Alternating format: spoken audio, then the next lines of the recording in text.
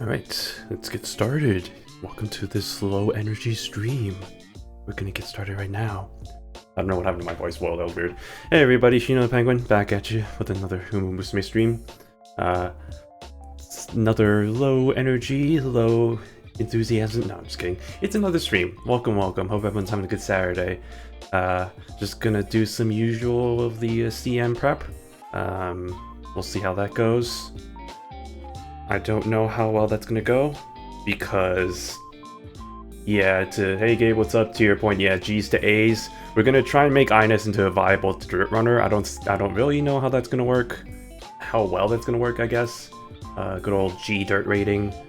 Worst case, I just give up and move on to somebody else, but I do at least have Parade Falcon to fall back on, so I have her as kind of a, like, the ace, and then Ines is there just kind of as support. And then the other thing I'm probably thinking of is probably just have Wonder Cute, because I did pull for her onsen. I did get her alternate costume, so I will get that ready to go, so that is probably going to be my team. So with that being said, we can just dive straight into that game, and let's get started with the vertical. Oh, there's... I didn't even see who the character was. There we go. There's pizza right there. Get some good rest after a long stream? Not really. That's why I'm pretty tired right now. I've made the great decision of not going to bed until pretty late, and then I still kind of woke up early. So I'm a bit tired. We'll see how long this stream goes. I don't expect this...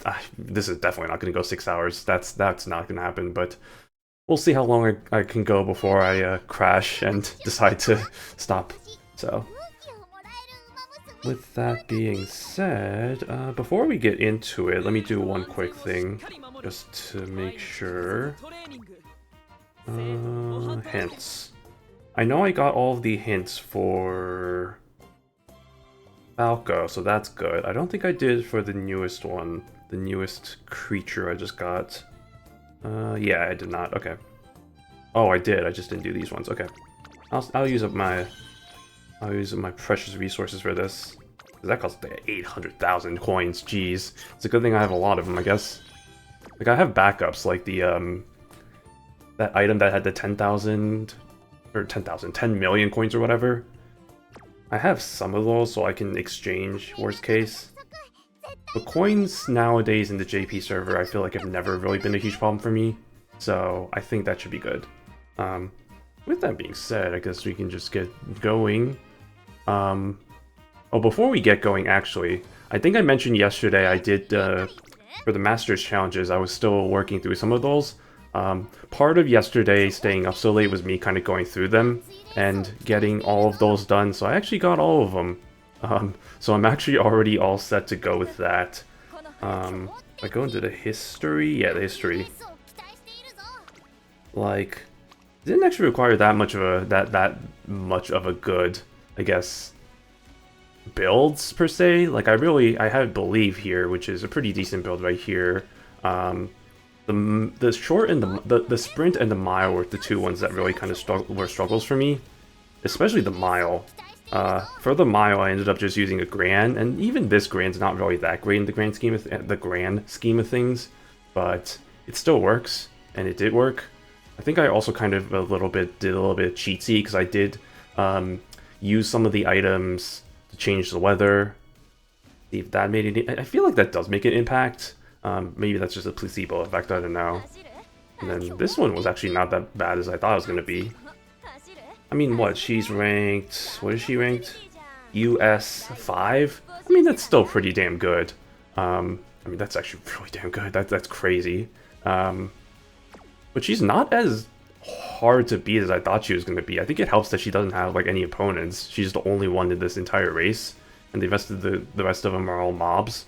But I was able to use my Parade Falcon, the one that's not even really that good, honestly. I still was able to beat her, so I think the second try, so that wasn't actually that bad.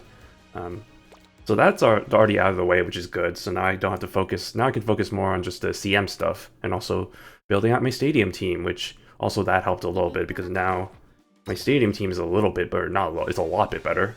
Because I've used some of the Umas that I trained, like Durandal, the failed ones like Durandal, and this Gran, and at all, I guess. Have to build a new mile Uma after I ran out of attempts. Yeah, it took me a little bit of attempts. Like, this is my original, the original Grand that I had. Admittedly, I did it really stupidly because I built her as a pace chaser, which in hindsight was probably a really stupid idea. I built the other one as the expected sort of late surger, and I think that ended up being a bit better. Just a bit better. I will say, I think she got second place by like a neck in one of the races, so it did still get pretty close. But sometimes that's just how it is. My throat is kind of scratchy right now. That's not good. Gotta hydrate. Hey Kiichi, what's up? How's it going? It's going just a bit tired. Had a long stream yesterday, so I figured this one's gonna be a bit more low energy and also a bit more shorter for sure. Because I think I went till like 12 last night, so that was a fun adventure. But now we're just gonna casually start building some CM stuff, start getting into that. I mean, I've already kind of started with the CM prep. I don't have anything that's really that good. I've been doing a few attempts here and there with the Parade Falcon. As you can see, I've mostly been focused on trying to catch up on my my circle with all my Ines fan runs. You know, standard 1 million per run. Just the usual auto runs. But you can see I really haven't done that many runs. I've only really done 2 with Parade Falcon, and this one ended up being a complete failure. This one was decently alright. But we still got time, so I'm not really in too big of a rush. And then other than that, yeah, I have not really been focused on building too much for the most part. So this is where we're going to do that right now. I'm going to start really focusing on that. Why? Okay. There we go. Okay, believe, thank you. Don't need to work with you anymore. Let's start with trying to build the... Let's start building this one. This creature. This spherical creature. I already have that. Yeah, that's good. And then I think that should pretty much... I still have the same deck from last time, which I'm still really iffy on whether I want to bring Marsh. I mean, don't get me wrong, I think the skills really make up for it, but the fact that I only have the one copy of her, it still makes me a bit apprehensive. But I figure if it doesn't work, if I keep getting pretty meh results over the next few runs, I might just switch her with maybe like an Almond Eye or somebody else. But we'll see how the results go, because I feel like she's going to be pretty necessary to have with the good skills that she has for Dirt. And how she's pretty much required if you're going to be building a Dirt Uma nowadays. Valid, I'm doing good. Just got my plat from Pisces Cup. Oh, that reminds me. I need to do that race because I forgot that was happening today. So I guess we could switch over to the EN side, and I can show you all my really scuffed team, the team that I have not built any of them. Like I mentioned earlier, I do not do any runs unless I'm absolutely required to, aka like events and stuff. So I have not really been doing that many runs on the Track Blazer side of things. And so I really only have like, what, an S-rated Kita-san Black. I have an A+ gold ship from, I think, whenever the last long CM was, so that was like a while back. And who was my third character? Tannhäuser. A Tannhäuser that I just randomly built. So it's very scuffed, very cursed, not great. I don't expect good things, but we'll see. We'll see if I can scrape together a win from that. Why is my... Hold on. Weird. Let me move myself a little bit. Why am I so... to the left here? I didn't make any adjustments. I don't know why my character... weird. There we go. Right? Yeah, it's better. Okay. Yeah, I don't know. I was like, my sleeve was cutting to the right of the screen there, so I was like, that's kind of weird. Busy parent grinding on JP, trying to get a 9-star dirt parent for my Cheval. That's honestly a good call, and maybe that is something that I should probably start working on, because I don't think I really have very many good dirt parents, and I'm gonna really need a lot of dirt. Disconnected?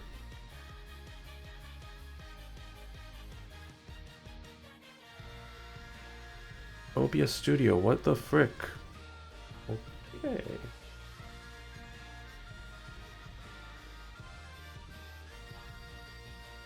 And we're back, I hope. Are we back? That was really weird. Okay, OBS suddenly disconnected for me. There was like no warning for that. It's just suddenly like, oh, it's gone. It's like, okay, bye. Usually usually whenever that happens, it's like, oh, like, you know, there's like drop frames and I can notice it on my side. I will say there might be a reason for that. I am uploading a VOD right now, but that shouldn't affect that. Maybe I should stop doing this right now. Maybe I should cancel this upload. Wonderful. I thought that the OBS issues would be gone with the recent updates, but I guess not. Cool. Love that for me. I love it. Love when that happens. Okay. I think we're good. I think we're back. Yeah, that was weird. Stuck between games trying to make parents for Kita-san Black to beat the Christmas Oguri's and making Dirt Parents for Shuval to beat Smart Falcon. Oshi running is playing Uma on hard mode. It is, but also it's kind of worth it when it works out, because when you're just kind of following the meta, it's just kind of boring, right?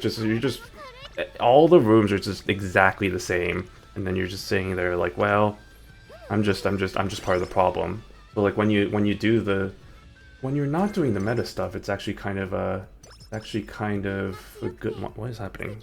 Okay, there we go. Yeah, it's nice, you know. Nice feeling that you're not contributing to the plague, so to speak. I will say though, I'm not as dedicated to the Oshi part, so I don't know how many attempts I'm really gonna try for this Ines, because I'm gonna probably get to the point where like I have like a situation where, oh, I have some really good stats, but it's only like a B or C or like dirt or whatever, or I'm gonna have one where it's suddenly gonna be like an S dirt, but it's gonna be really shitty stats, and it's like, I can never get anything I want from this game, which has pretty much been my history for the entire time I've been playing. So we'll see how it goes. Again, we still have a couple of weeks until the CM starts, so I'm not going to be too crazy with grinding, but I'm gonna try my best. Okay, there we go.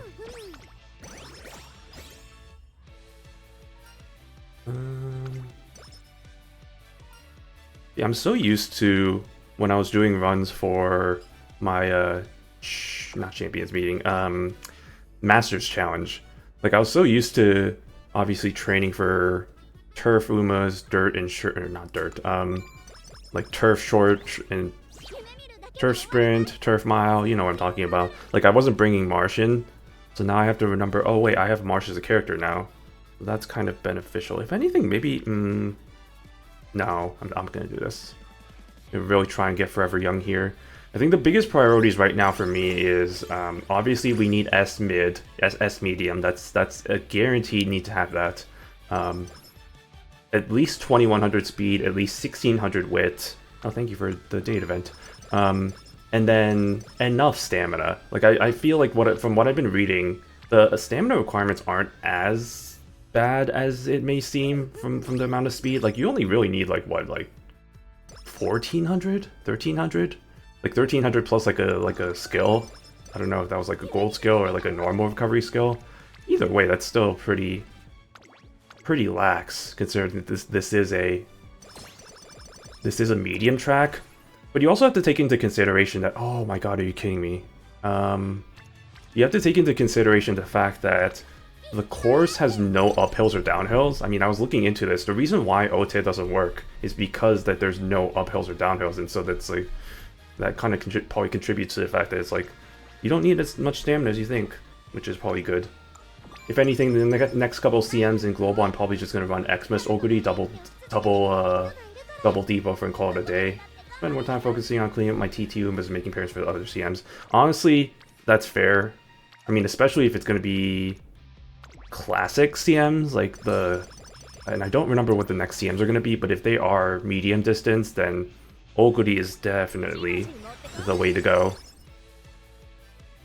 Even with any other changes. Oh my god, unstable. What is wrong here? Okay, I do think this is something with my I think it's something with the. Let me stop this. Let me stop this upload. I don't think that should be an issue though, but like I guess maybe that might be an issue. Because I don't think I really have this issue usually with,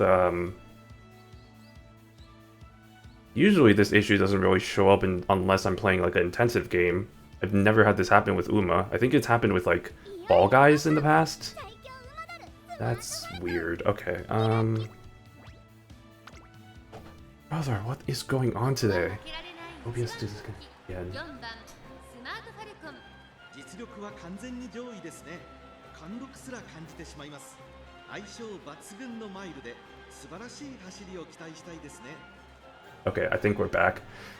Yeah, sorry about this, y'all. I thought it's been a while since the OBS issues have been coming up. I think the issue is the fact that I was uploading something at the same time. I'm hoping that's the issue. I stopped the upload, so hopefully that makes it better. But I don't know, man. OBS. I thought with the recent updates I should be fine now, but that's an issue. It's been annoying, but yeah, it wasn't just you. Sorry about that. Yeah, hopefully the upload stopping should make it better now. And it's not. And hopefully that it's just it's that rather than like an OBS issue. I don't know, man. It's weird. We'll see. If this continues to be an issue, we might have to cut it short, unfortunately. Because I don't want to have to keep on having to pause for OBS to reconnect and disconnect again. So yeah, that was my Wi-Fi. Nope, apparently it's my Wi-Fi. My Wi-Fi is not as good as I thought it was. Not that I thought it was really that good to begin with. It's decent, it's good. I mean, I've had pretty bad Wi-Fi in the past. I've had pretty bad connections, I should say, in the past. At least it's not horrible, but still not great. Yeah. But yeah, hopefully it should be good now, I hope. Anywho's.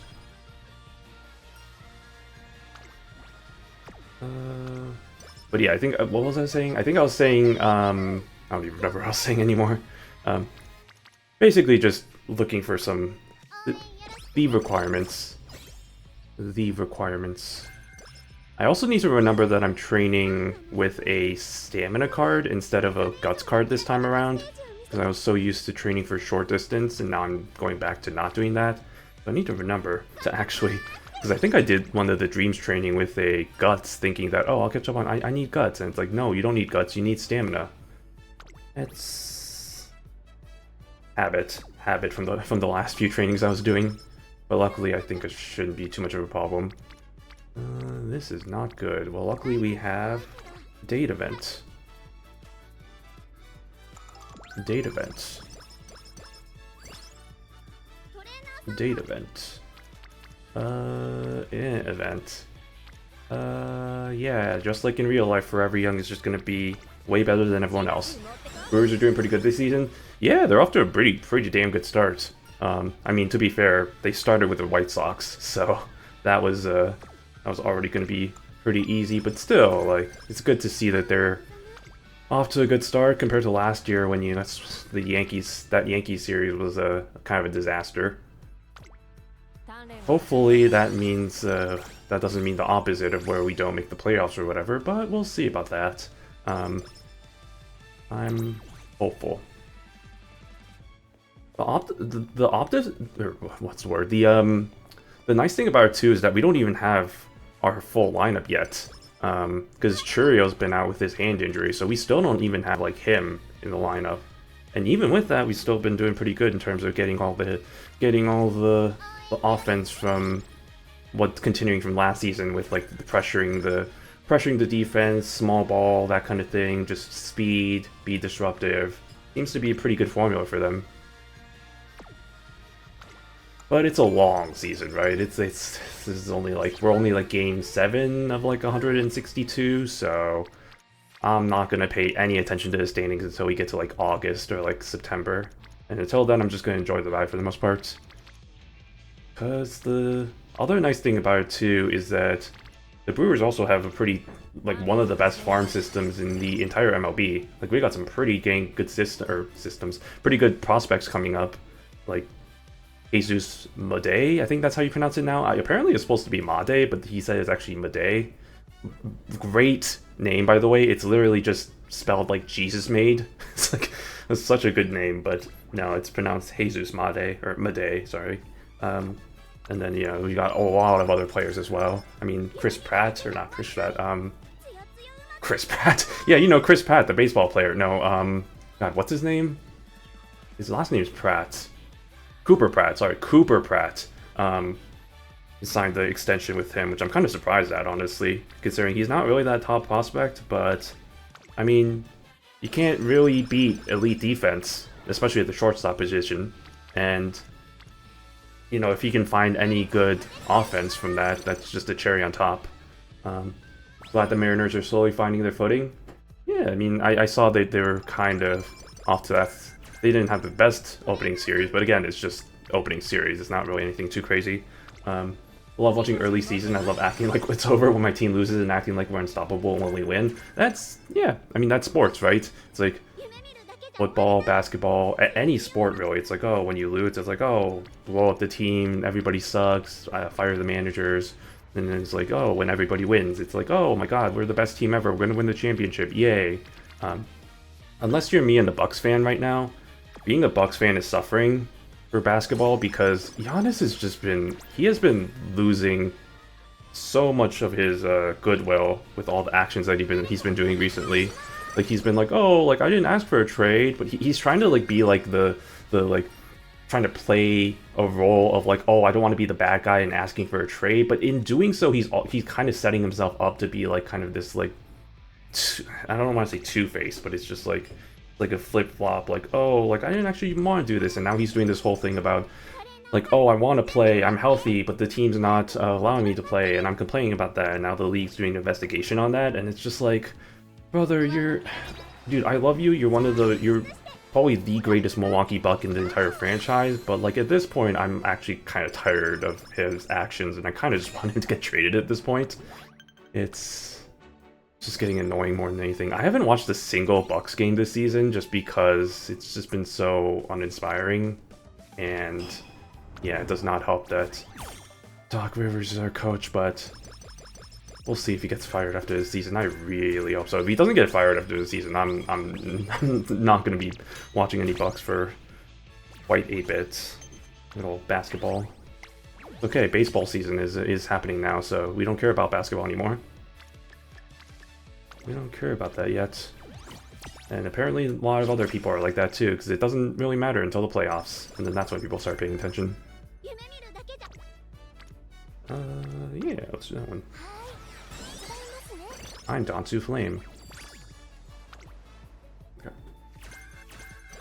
Probably do the date event here. Possibly. I'm always keeping an eye out for this, you know, because I've had runs where I've only gotten enough points to get to 4-4-5, and that pretty much has made the run game over. Because, like, getting to, if you only get 4-4-5 compared to 4-5-5, it's pretty much led to all of my runs being completely terrible, so that's why I didn't actually mean to press that, but you know what, that's cool too.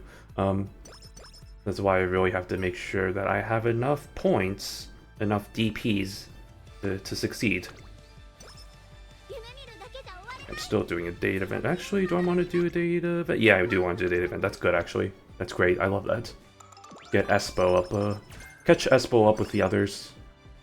And by the others, I mean, Marsh. Because man is forever young, just way ahead of everyone right now. I don't love any of this. I guess I'll do this one.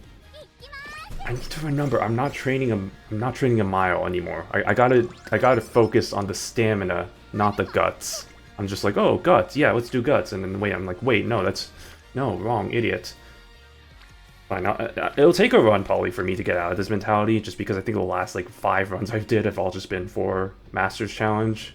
So I have not been in the grind set of the the classics, so to say. The classic distance.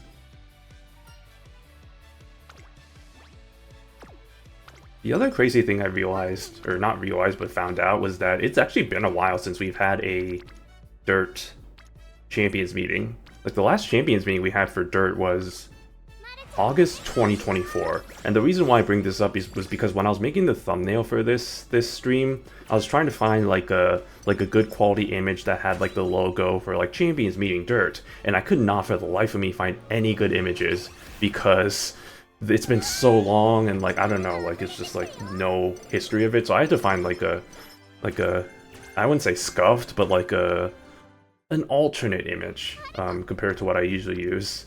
So it has been quite a bit since any sort of Dirt CM, at least, because there had been Dirt League of Heroes. I think the last League of Heroes was a Dirt one, if I remember correctly. Maybe? Or one of the most recent ones was a Dirt. So that's why it probably feels like it hasn't been that long since there's been like a Dirt CM, but in terms of like actual like Champions meeting, it has been quite a bit. Yeah, I know, it's kind of unbelievable. I didn't realize that either. I was like, it's really been that long? I thought it was only like a couple of months ago. But nah, it's how they get you, because they're like, oh, it's actually League of Heroes, which I guess is also of the competitive events. But I just kind of consider it to be like a sub-shoot, not really as competitive. Okay, if I do... Oh, here's the problem. If I do Dreams, right, or not Dreams, if I do the date event right now, that's going to go for Espo, but I kind of don't want Espo right now to be caught up because that's kind of a bit too much. Oh, that's actually perfect. That was actually really risky, though, because you saw how little energy I had there. Wait, I actually screwed myself over because I have to use both of my Dreams. Ah. Unless, yeah, no, it's not gonna let me do that. Well, that's a load of balloons. Load of balloons. Do I just take the L and just kind of... I mean, I know I'm gonna get some energy back before the summer training, but even if I do it both times on that, that's not gonna... Fiddlesticks. I should have just taken the date event. I don't know why I decided to do training there. Had a Dirt League of Heroes because I never forgot the hell I went through bringing up Chuval's G Dirt and G Mile. Oh yeah, that was, yeah, and that was when I first started playing and first met you for advice on JP Inspiration. Yeah, I remember that. Good times. Good times. That was that must not have been fun for sure. I just put myself in the worst situation. This is not good. Oh boy, okay, well, let me at least take this, get some energy back, and then I guess I have to play strategically so that I can get... I can not have to use up too much energy during summer training, but that's unfortunate. Hey, nice mail, what's up? Good seeing you as always. Welcome, welcome. I hope you're having a good Saturday. Saturday. I guess I didn't mention. Yeah, I mean, today, what did I do today? I actually did not really do that much. I know I've been talking about how I've been like, oh, I need to get out more. I did not do that. I will say, I will do it tomorrow. I will guarantee it. I will absolutely be doing it tomorrow, because there's stuff that I am interested in going to that's happening tomorrow. And hopefully the weather gets a little bit better, because right now it's a bit on the balmy side, and don't want to go out too much when it's this hot. It's not that hot. It's decently hot, but nothing too terrible to handle. As long as I just go out early enough before it gets too crazy, and then it's fine. Gonna go Easter egg hunting? Not really. So it's not really related to Easter. Although that is actually a good point. I forgot. I didn't forget, but yeah, I do, because I talked about it yesterday. Easter coming up this weekend, and how I did do Easter egg hunts growing up, but it has been a while since I've done any one of those. But no, it's maybe they might make it Easter themed. I don't think so. This is like a thing they do like every month that I've been actually interested in going to. I've just never really found the time to go to it. But I figure why not tomorrow? Why not go to it? So it's about as descriptive as I'm gonna be about that. But gonna try to actually leave my place this weekend. We'll see how successful I am at that. Check back tomorrow for updates on that. But no, I've been mostly just kind of, well, one, I slept in because I didn't sleep until like 4 a.m. last night, so that was all my fault though, because I was like, yeah, I'm not really that tired, and then I just, you know, started playing Uma, and then started doing other stuff, and then before I knew it, it was 4 a.m., and I was like, I'm kind of getting a bit tired now, and then I fell asleep. So, not great. I really need to get back to my good sleep schedule, but it's also just like, it's always just like, you know, you say you want to, but then the difference between saying it and actually doing it, you know, it's whole different things. Probably a good tip is always stream train on speed only on Junior Classic pre-summer, because it kind of maximizes the SP cap early with 1 purple arrow. That's what I usually do. The reason why I didn't do it this time was because I didn't have enough energy. I had like way too low of an energy. Like I only had like what, like 20 something energy heading into the summer training. I was just really, that was my fault. Like I didn't put myself in a good position there. But yes, normally any trainings before I get to 455, I always put on speed because of the difference in the SP that you get from that. And that was just the situation where I kind of forced my hand into doing something that I had to do there. Where did the dates go? Where did the dates go?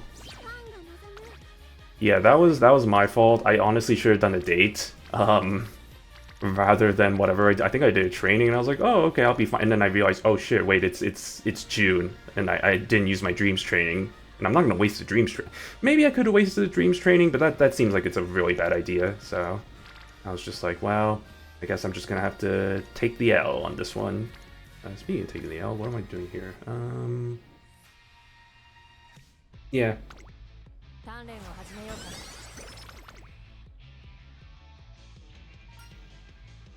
The energy here. Yeah, it's better than not using it. Yeah, exactly. It's like I kind of forced myself in a bad situation where it's like I had 2 months or 2 turns left until it's reset. I had 2 dreams trainings, and it was not good. Gotta be a bit better about that, you know. It's gotta think 5 steps ahead. This is something that I'm not really good at. You know, I was never a really good chess player, and I think that kind of has to do with that. But I do not get Ote, mainly because I'm training a front runner, but also because it's not usable for the CM. Okay, I don't really like any of these trainings. Wonder how scuffed the trainings are gonna look with 3 scenario link cards. I mean, we have Red Desire, the SR. I think Nice Mayo was talking about how he did the joke run yesterday with that. I am kind of curious though, and I think I brought it up yesterday. What happens if you bring 4 scenario support cards? Because there could be the possibility that you bring somebody like a who are the other scenario link characters, like a Espo, like, because Espo has as an SSR power card, or like who else is a scenario like? Isn't there another one that I'm not remembering? Is it's Forever Young? It's Love's Only You. Love's Only You doesn't have a card, I think. Are we at where are we at right now?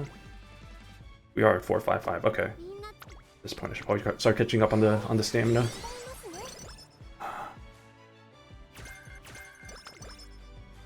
Because yeah, I wonder, because you can only bring 3 characters into your kind of support team there. So if you have 4 characters, how is that? How? I guess it's just gonna be like a random selection. I don't know why I'm so enamored by the fact that, oh, what happens in this situation? It's probably just as simple as them choosing it randomly or whatever. Depends on who the gauge bar, or depends on who is on the gauge bar. Yeah, I think that's also probably factors with it as well. But I think it's kind of, honestly, it's inconsequential in the grand scheme of things, but just a hypothetical. What? Wait, when did she get, wait, hold up, when did you get that? When did she get that bad skill? Oh, that's actually that's the most tragic thing I've ever seen. When did she get that? What? I was not paying attention apparently, because that's so bad.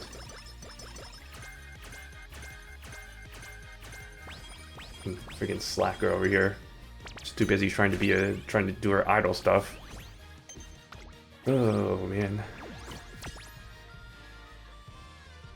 Okay, well at least I still got enough. Oh man, that's gonna be really bad. Okay, 858 is out of the question I think, but honestly, I can go with a good 758 and that's still fine. Oh what the heck? Why am I this way now? What is going on with my... Okay, there we go. Imagine you get unlucky and Ebayon is not in the gauge bar. That would suck. That would be really unlucky. And that's probably a good reason why you probably don't want to bring 4 characters. I forgot she has that. Oh my god. I think I have to restart this, y'all. This is not the run. This is not it. I thought that was gonna be a bad mood event for a second. Now, if that happened, I was just gonna quit. I kind of already want to quit. Have we gotten S mile? We have, or S mid. We have not. Do I just keep going? I kind of really am not in a good situation here. Yeah, I'm just gonna abandon this one. This one's not good. That was back to back, like getting the slackers there was just absolutely killer. Because like one of those was pretty much needed for catching up on the stamina side of things, and so if I missed that, that was just... I can't believe that's actually a thing though. Like, I mean, I can kind of believe that's a thing, but I can't believe that Slacker can just not have the dreams training happen. It's crazy. And that was random too. I don't even know how that happened, how I even got Slacker in the first place there. That was just... all of a sudden it's like, oh, she's gone. It's like, what? When did that happen?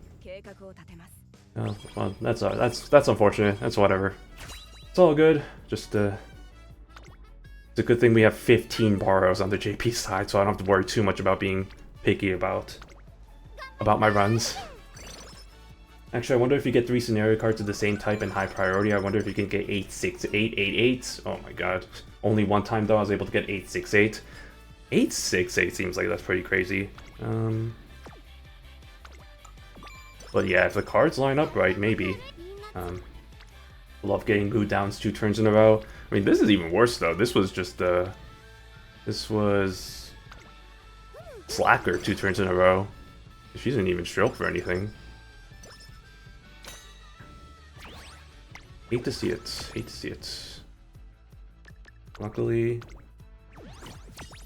hopefully that just gets the bad luck out of the way, and now we're left with good stuff. That's... I know some people have that kind of mindset where it's like, oh, like, all these bad things are... Oh, yes, okay, here we go. Wait, this actually might be good. Yeah, it's like all the bad stuff that's happening to me, that's fine, because now that means that all my bad luck is cleared away. And then now I'm going to be left with the good luck. I know there was somebody that I met...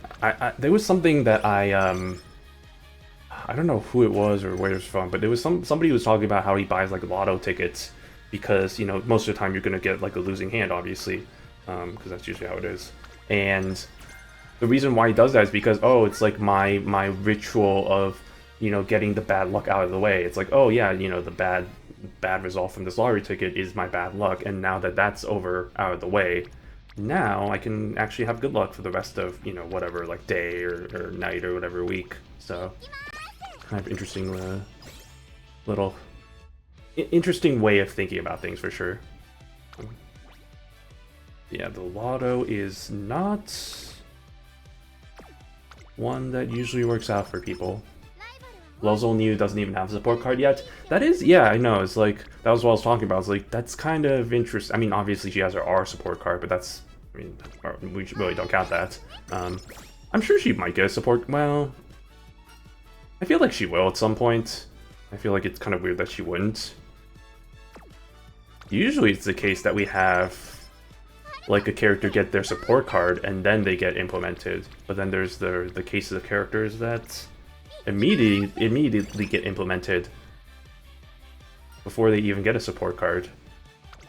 And then there's characters like Samson Big who we don't even know where they are. It's just like real life. It's just like the real life horse.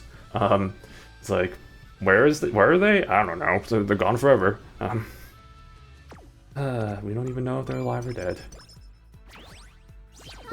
I only got 8-6, 8-2 times, and those runs were kind of bad. I mean, yeah, I feel like the difference between 8-5, 8-8, and 8-6-8 doesn't seem like it's really that worth it for the trade-off of getting there in the first place, with all the kind of these ranks having to be way higher for the difference, and it doesn't seem like it's, again, really going to be beneficial. Like, I don't see the big benefits.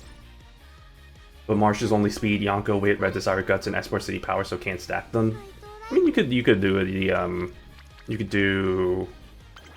Oops. Oh, I forgot about that. Thank you for a reminder. 2, 3, 4. I mean, you can get another speed card going for that, and then that could be like a kind of a short mile build if you really want to do that.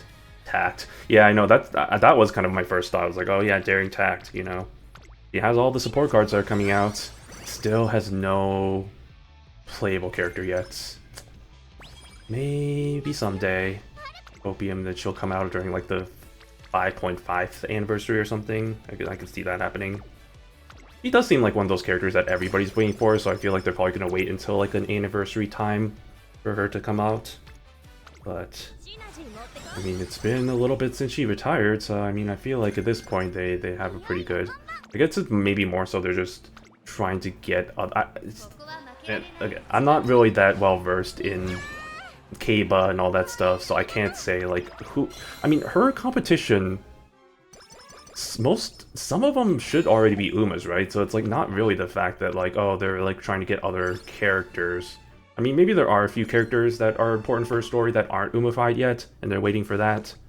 But I figure like for the most part they should have every. Wait, what happened? I got good. Wait, what the shit? What happened? Wait, what? Nani?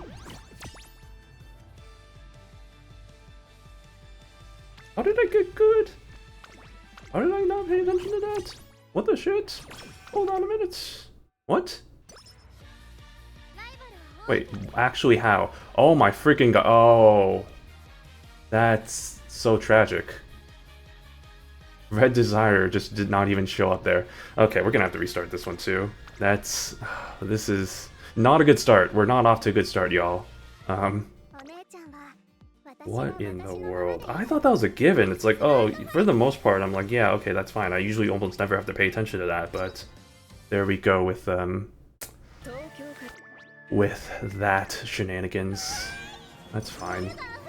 That's fine. It was a bad start anyway. I didn't like that. I didn't like the way that started, even though I got the date event like literally I think like the 3rd turn. So if that happens again, that'd be cool. But I don't think that's gonna happen. Surprised. I thought she would have had R card. Believe 2, not a single card, not even R. Does she not even have an R card? Wait. Oh yeah, you're right about that. She doesn't. That's crazy. I mean, I don't think they release an R card just separately. I think they usually release it with like the conjunction of like an SR card or an SSR card, so I guess that makes sense, but that is still kind of interesting. Tat got 2 SSRs before getting released. Yep. Oh, gotta go. Yep. Sounds good. Nice seeing you, nice Mayo. I mean, if you haven't left already, but yeah, because I'm kind of behind on chat right now, but nice seeing you as always. Hope you have a good rest of your day. 5.5 anniversary attack with Contra reveals SSR in before. Oh yes, the Copium. The Copium runs deep. I'm ready. I am ready for more new characters to sim for. There's a lot of 2019 generation Umas in game. That's what I'm saying, right? It's like there's a good amount, so I don't think that would be a reason for her to be delayed for implementation and stuff. So we'll just have to see about that. Okay, this time I'm actually paying attention. Okay, we should be good now. Okay, I think it was just a really weird case that, like, Desire, for whatever reason, just was not showing up in any of my trainings.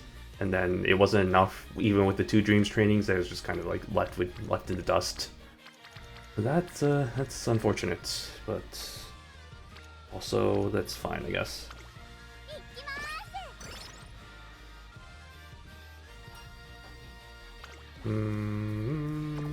Get some stamina and also the energy, because I feel like energy is always kind of hard with these first initial turns, unless you can get a data event going or luck to show up. Can we get the data event? Nope. We can get this though. Okay, that's good. Have I? I haven't. I don't think I've...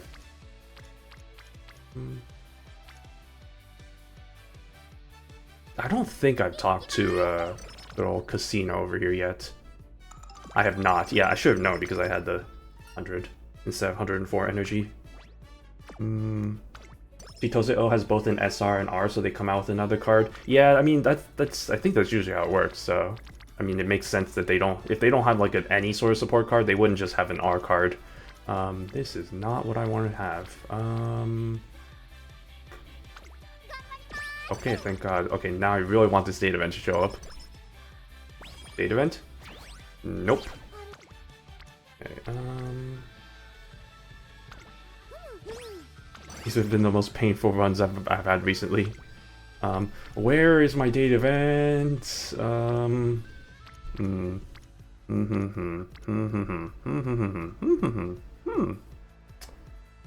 don't want to start over a third time, but this is not good. This is not it. This is not it. Because I have to use either a dreams training here or I have to heal. I might have to heal here. Let's see how this works out. Okay. Oh, I wish you would have shown up literally a turn before, but okay, that's cool. Yeah, because now I'm not even gonna have enough for Yonko over here to even have rainbow training for either of the turns, I think, so that's actually just painful. Yeah, it's not... You hate to see it.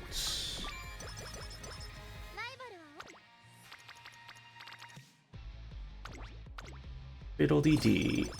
Don't think we ever talked about the Bakufu event because that was a spicy cutscene. Oh yeah, no, that did. I think that yeah, I mean, because last Uma stream I did last week, so that was before the event. That was pretty crazy. Like I was watching the cutscene because I don't usually really. I kind of just like breeze through the stories and don't really read it too carefully.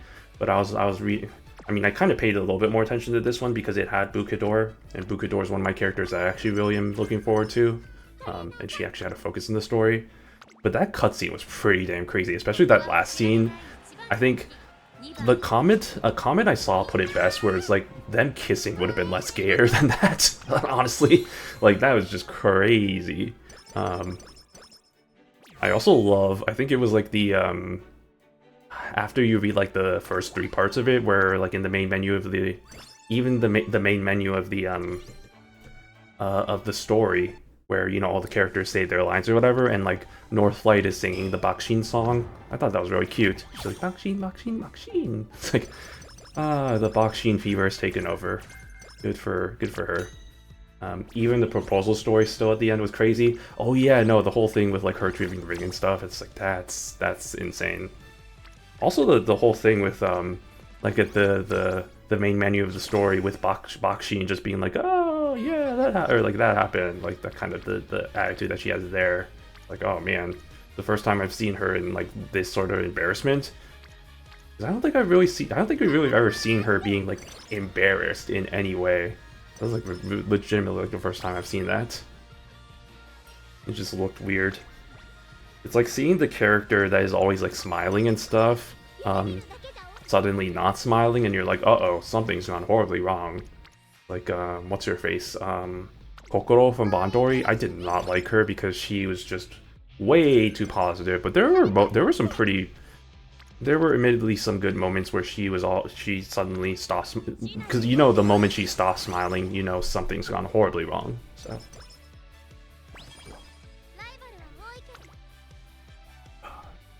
This has not been a good start, by the way. This has not been a good run. It's fine. We'll just roll with the punches here.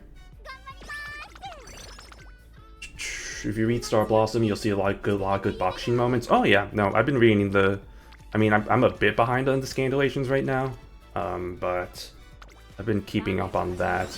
I know they haven't gotten to like the good boxing stuff yet, because I know in the JP Raws, I know there was like a side story with her with Northlight and stuff, so there's a little bit of that moment. But I don't think that's been translated yet, so I haven't been able to read through that. But okay, here we go. Now we're starting to get something good. But yeah, I know we talked about it before, but hopeful that eventually that gets an anime, because that'll also be really interesting to watch. But hopeful to see, I guess. I think I need to do a dream stream. Well, actually, no. Dude, hold on. Is that? Well, I pressed it anyway. I feel like, is that actually not a good call? That was a good call, actually. That's fine. I don't need energy.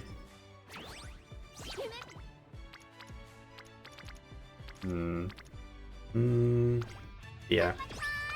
Had to get the Raws and Scandalated myself because I couldn't wait. That's absolutely fair. I feel like the Scandalation team, I mean, bless their hearts, they do good work, but man, the wait sometimes is a little bit like, oh man, you know? But I'll be patient. Because I know some people will do like the... Because there's a whole situation with the, on the Singray side where like somebody decided to like translate it all by themselves and then post it on Manga Dex, and then people were like kind of upset about that because they're like, well, now you just stream it, and you're like... And then it gets the whole thing about like sniping and whatever and blah blah blah, but it's like, especially when the quality is low, because they're rushing through it. So I'm just waiting until we get the good translations for that. But there's a little bit of motivation for me to actually start kind of getting back into my Japanese studies and kind of being able to read through that for myself. So maybe one of these days I might get into that. Dreams, you're so correct.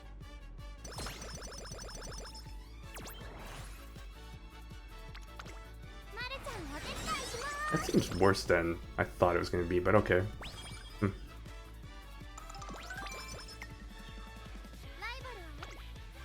Okay. We'll see how this one ends up, because right now I'm not... This is not looking good. I think the pre-debut trainings were not lining up in any sort of way there, so it was just not off to a good start. But I can still maybe salvage this, maybe, question mark? I guess we'll see. April Pocket Live, I feel like they have to introduce a new piece of media, either new manga or Singray Season 2 or Star Blossom, or maybe even a new movie. That's, yeah, I do feel like that would be pretty nice. I think we're kind of at a little bit of a lull state, especially since Cinderella Grey ended the manga, and now we don't really have an anime yet. I mean, I know Season 2 is definitely going to be coming out at some point, but like, you know, at least making that official would be kind of a good first step. But I think it's pretty obvious that they're just going to continue adapting that, because I don't see a reason why they wouldn't. Been really successful for them. Am I not going to have enough training points to get what I need this time? Let's find out. Just barely. Wow. Yeah, 1.5. Okay. Really need to step it up a little bit if I want to try and get this 4.55 over here. If I don't get 4.55, I'm quitting this one, because I'm not having a good feeling about any of this so far. That's gonna be good, at least.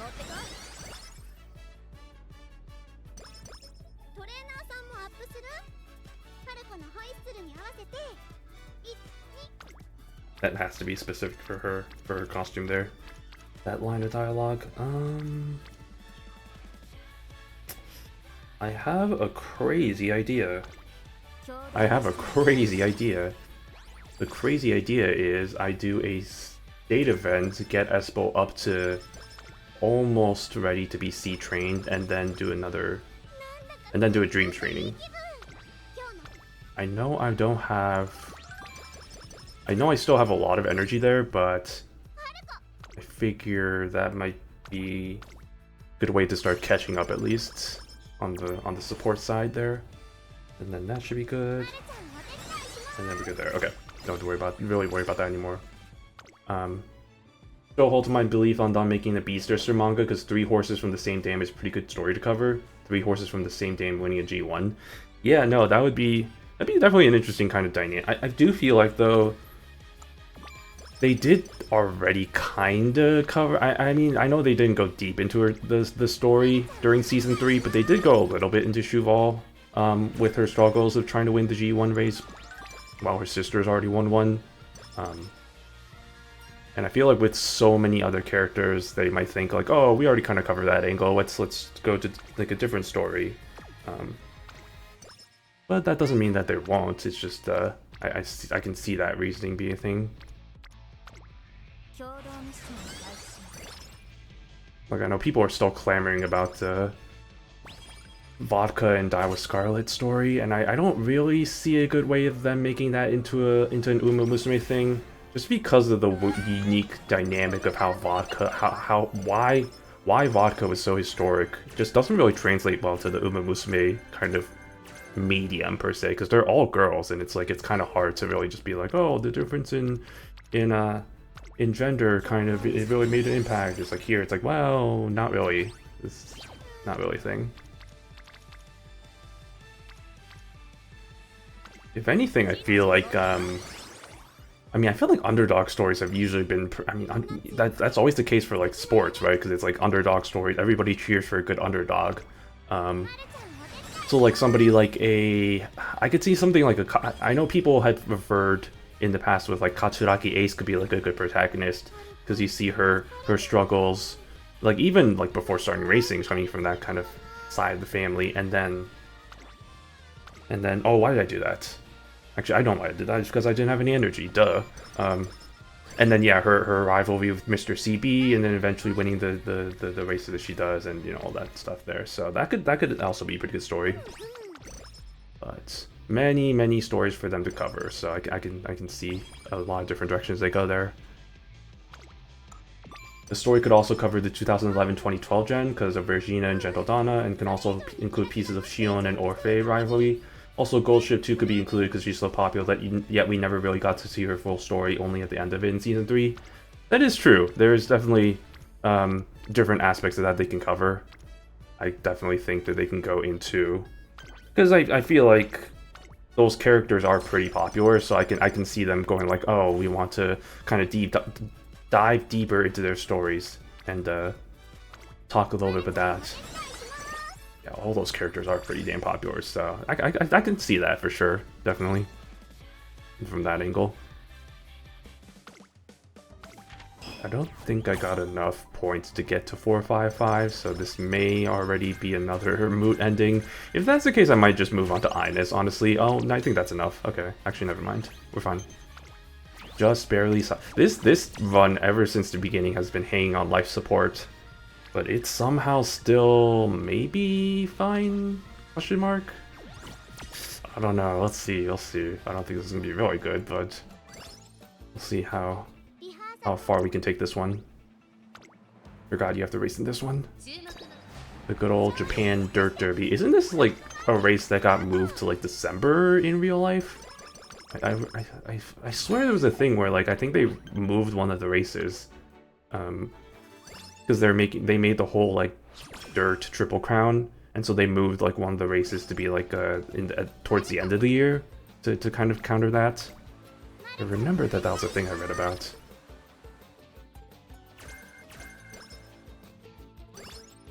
Okay, well I have to do, well I don't have to, but it would probably be good for me to do a Dreams training here, honestly.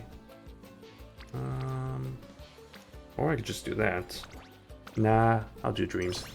Be the happiest man on earth if I see a certain set of Seiyus on the next Pack Alive.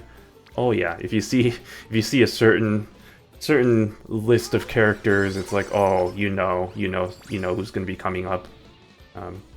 That always does bring the fun speculation, because I know with the last Pack Alive, when I think it wasn't Northlight's Seiyu coming in, and it's like, oh, she's probably gonna get the alt next. Like you kind of can conjecturize based on who's gonna show up during those. It's always kind of fun.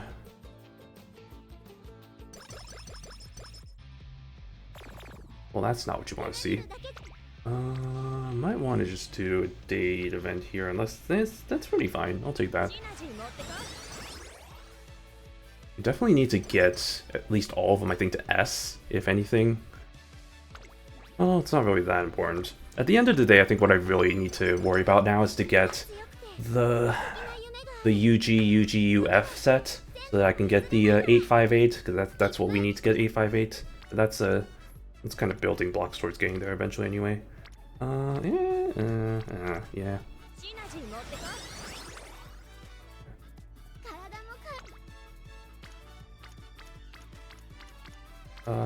Well, if I do one of these and one of these and one of those. I don't love most of these options. I guess I'll go with that one. Okay.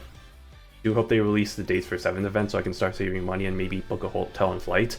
I also kind of wish they released stuff for that, because they really didn't go into any information besides like, oh, it's happening in Tokyo, okay, bye, more dates later. It's like, great, are you actually going worldwide, or is it just the play on words or something? Because I'm still hopeful, you know, at this point, but my copium is that I don't know where I saw it being posted, but somebody posted that the website or something about the 7th Live had like English titles for like all the characters and the seiyuu and stuff. Like they listed them in English,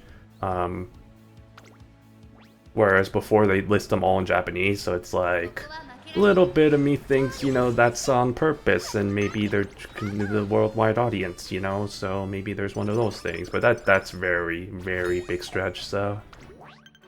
Yeah, I don't know. They have a song called Uma in America, They Better Come to USA. Yeah, I know. That would be such blue balls if they just be like, oh, we have this whole song, we're going to USA. We have the 7th Live World Tour, and we're not going to the US. We're not even leaving Japan. It's like, screw you, fuck you. It's like, okay, cool, thanks, bye. Yeah, that would suck. And then we live in a world where freaking Idolmaster performs in the United States before Uma does. Can you imagine? I would never imagine that.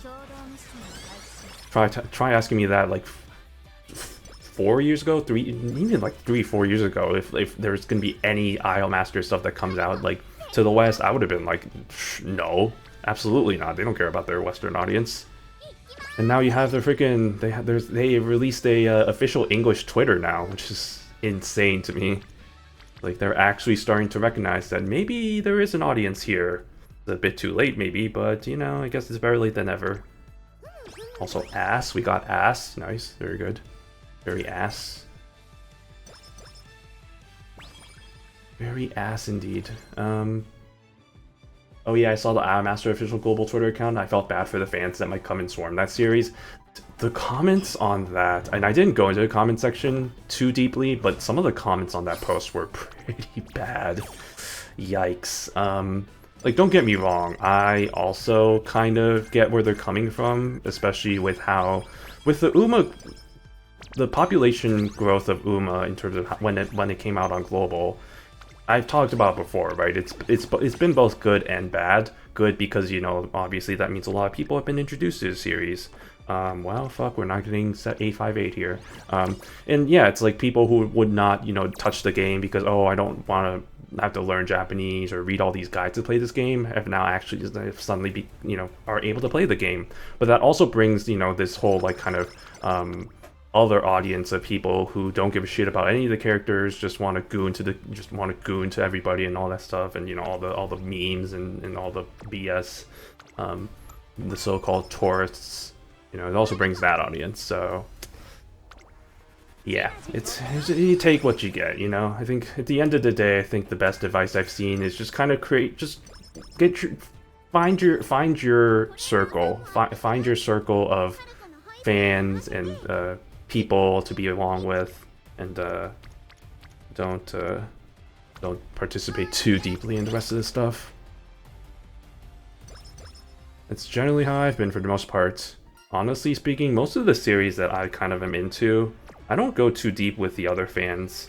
I just kind of do my own thing, because I figure sometimes the fandom can get a bit yabai, as one person may say.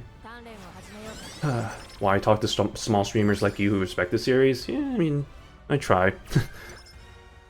I mean, I've been in this for the long haul. Feel like I kind of know what I'm doing sometimes.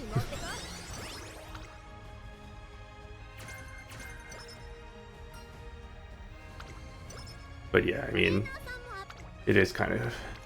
It'll be interesting, for sure. For sure. We'll see how far they dive into, I guess, this. Because I feel like, for the most part, it seems like they're really just trying to...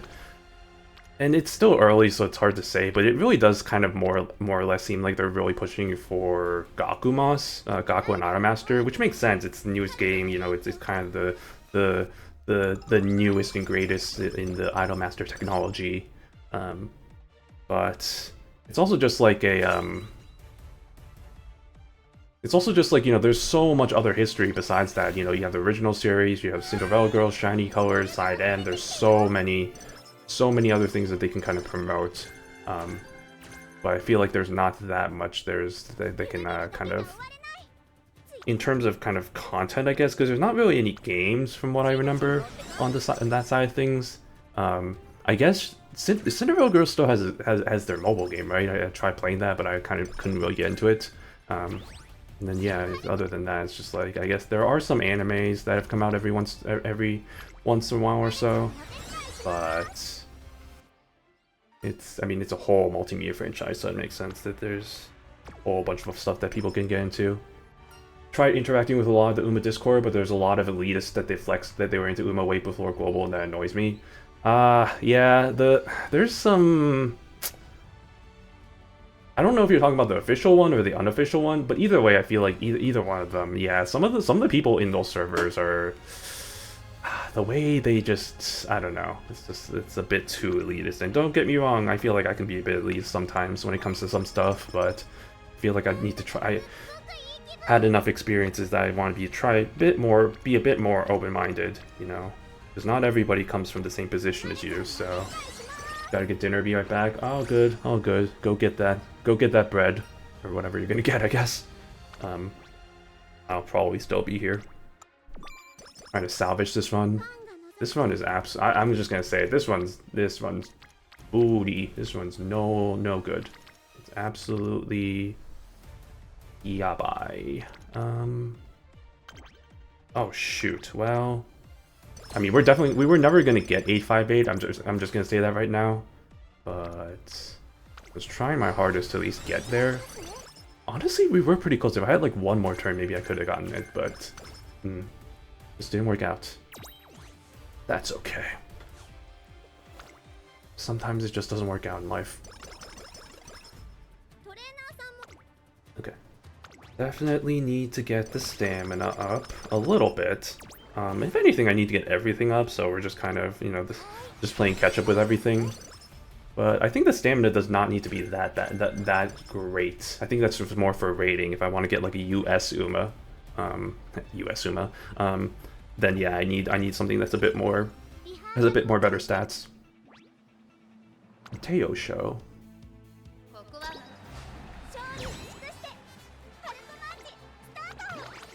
Okay.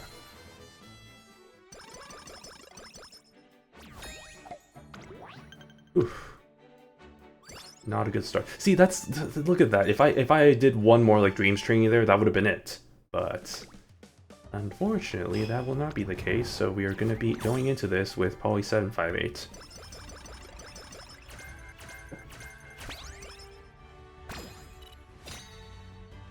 Hydration.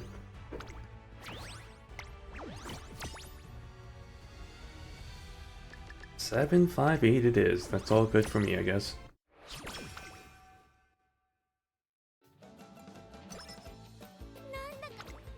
Okay, ooh, that's a pretty good start. We'll take that. Yeah, the more good trainings, the options that I can have, the better. Okay, well this is bad, so now this is when Dreams comes into play. Now I need 1600. Okay, well I can say it's dead on arrival because I need way more speed, I need way more wit, I need way more power, I need way more everything. So this it's over. It has never been more over.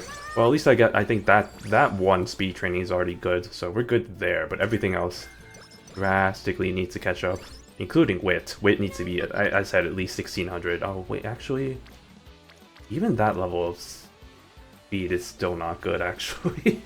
Yikes. Yikes, indeedy. I'm actually just gonna do this.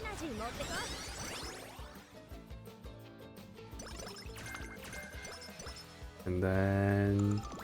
Oh, hey, three legends. I was about to say 3 goddesses. That's not right. It's so confusing because there's like there's the 3 goddesses and then there's the 3 legends. So it's kind of similar, but not really, because you know one of them is actual characters. The other one is kind of just visualized AI, not AI.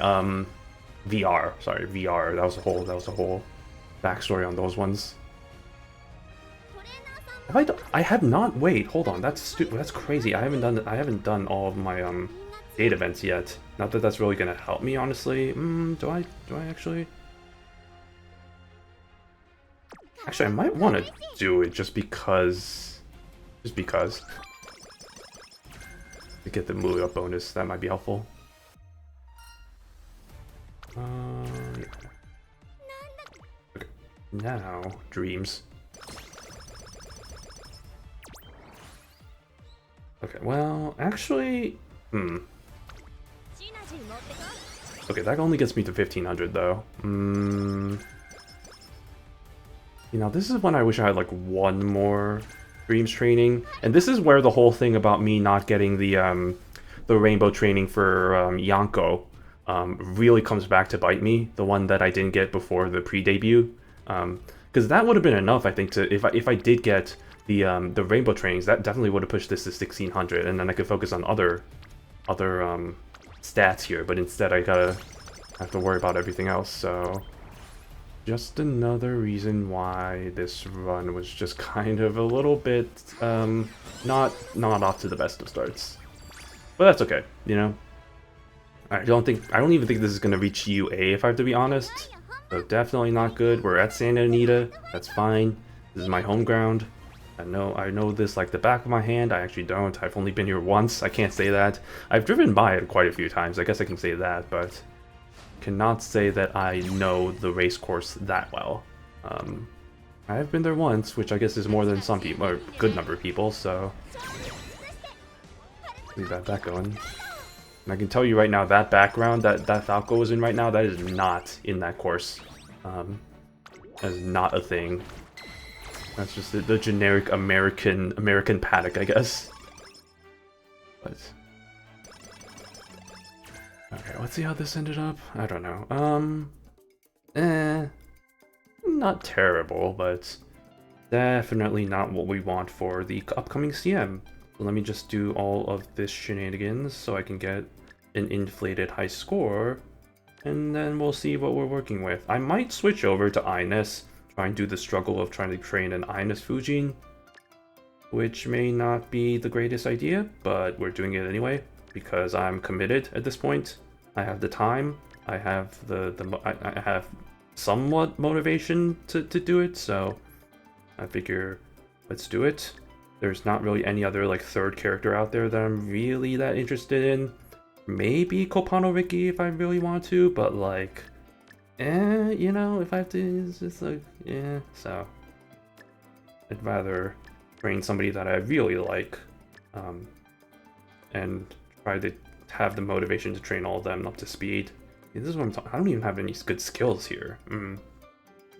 Yikes. Yikes indeedy. I'm just gonna give her all the stats here, even though they're not ones that are gonna be applicable here, and I still have 755. Cool. Okay, well, let's just see how terrible this ended up being. Yeah, because I don't even think all my support cards gave me their skills, like the gold skills, so that also played a dent into it. Yep, a UB8. Ooh. I remember how I said UA was the floor of all this. Turns out that may not be the case. Yikes. Okay, well, Oh yeah, and I've already gotten all of my my event point things there, so that's good. Okay. Well, not the best run, but we can only go up from here. So I said that last time, and you know that was actually not the case. But this time I'm pretty sure that we can try and get there. What is happening? Oh, archive level up. Yay! I got 100 more gems. Perfect for my collection. I was about to say perfect for my children. That's not right. I have no children. Not yet, anyway.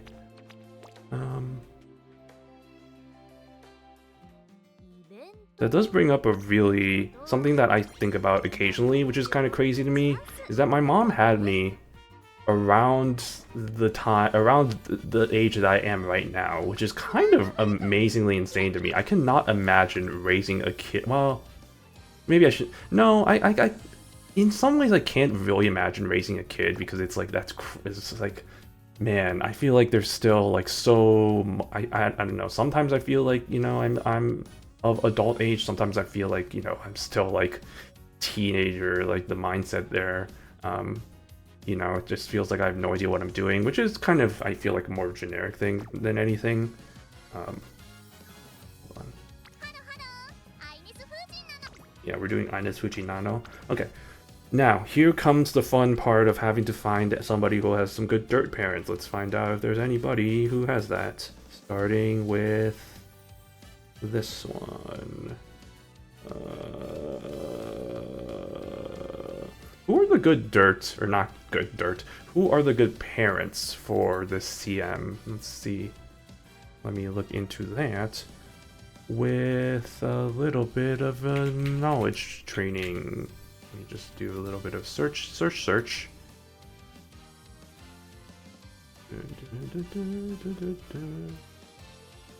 Oh right, Kita-san white version. Okay. Is there any... I kind of doubt there's going to be like a 9-star dirt parent with Kita-san white, but...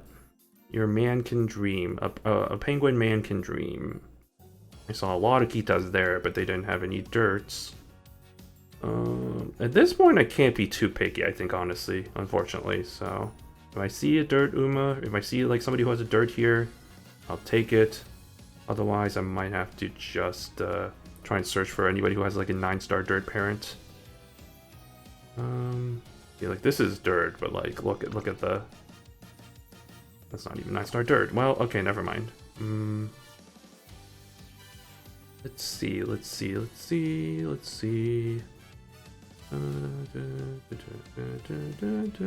Okay, I'm gonna reset. Dirt. You're dirt. Let's see. Do you have other dirts? You do have other dirts. So I always could go this option. I guess the only issue, of course, you know, obviously, is the fact that this is a special week. Special week is not going to be a good parent for this. But again, I don't think I really have any other options, maybe. I'm gonna... Let's just select her for now and see if there's anybody else. Let's see. I see there's an Oguri here, maybe could be a potential candidate. Oguri... Nope. Okay, never mind. How about this Gorushi? That would be random. Gorushi. This is also a contender, I guess. Is this the same person who created this special week? Is it actually? It is. That's actually hilarious. Thank you, I guess, because I know you can have more than one parent available for everybody to inherit. Let's see. Dirt. Digital? I was about to call her Takion. Whoops, that's not right. This is a 9-star dirt parent, so I mean, I guess that's also... This is also another option. I'm gonna do something that's kind of really insane, and I kind of don't think I'm gonna find it. Let me go into game with and try and find a parent. Kita-san white parent that has 9 dirt Uma. I again don't think that's gonna be a thing. But I'm gonna see if anybody has one that's available. Oh god. This one? I think that's the one that's okay. And then 9-star dirt. Do you have any options for that? Oh my god. Wait, no, that's the wrong one. Dang it. Okay, no, not you.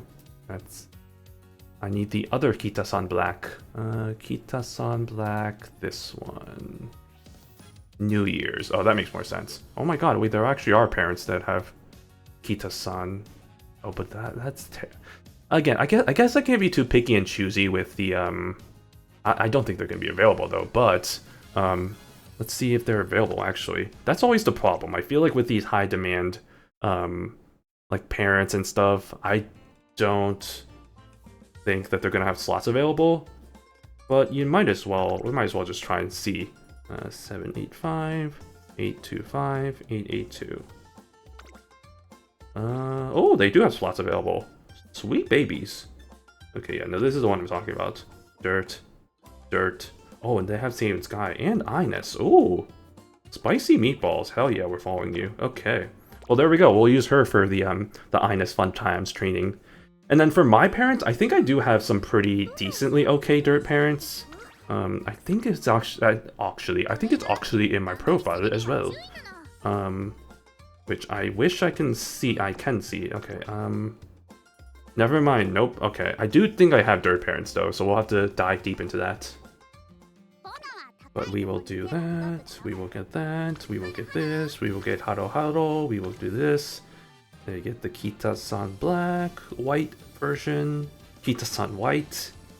I think it's just more Kita-san New Year's edition. I don't know why I keep calling her Kita-san Black, White, whatever. That's good. Okay.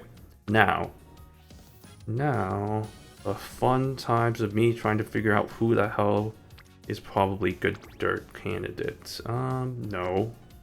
Do I have anybody that has, like, decent dirt capabilities? I'm just gonna legitimately go through every single candidate here and see if they have any more than one dirt factor here. Taiki, do you have anything good? Nope, absolutely not, fuck that. The other scenario is I might have to make a parent myself, which is always an option. But I don't want to do that just yet, so we'll see if I can find some parents here first before we get that route.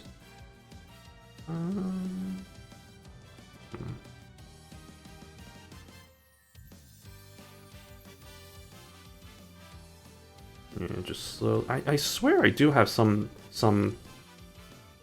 decently okay options on the dirt side of things.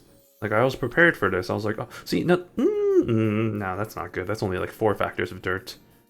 I mean, that's better than nothing, I guess, but I mean, so far that's our best candidate, unfortunately, but let's see if we have any other better options here. Okay. This is another dirt. Mile, no, okay. Let me at least select this Kopano Riki before I forget anything. So this one, yep, we're selecting this one. Okay. Go back. Okay, dirt. Looking for dirt. Looking for anybody that has dirt. This one? Nope. Okay. How about this Falco? Article? Ah, no. I thought, but no. Dirt. That's only one dirt, but let's see. Nah, no, that ain't it. Let's see.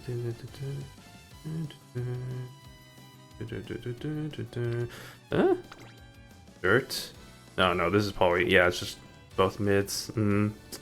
See, I think that's going to be the issue. I don't think I have anybody that has, like, all dirt capabilities. I think they're probably going to be mainly distance, because those are the ones I usually kept. I think I might not have the best options, unfortunately, unless Espo? No. Espo? No. Wait, pause. That's actually not that bad. No, that's not good either. Dirt. Kopano Riki? Question mark? Nope. Going to run low on the scroll here, so I'm starting to think that I do not have any options other than that Kopano Riki. That's not great. Especially since that's not even, Doesn't even have like a medium in here there. I think we've resigned ourselves to the fact that we're not gonna get like an S distance here, which is absolutely fine. Let's try this. Let's just try this for first takes and see just how bad it is. And if it really does seem like it's gonna be a pain, then maybe we move on. But I do at least want to try a few attempts to try to get her to a decent dirt rating here.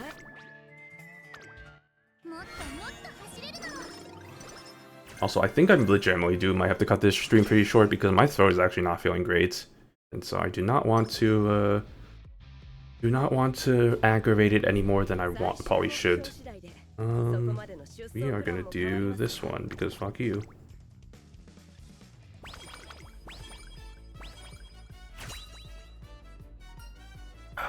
Alright. Oof.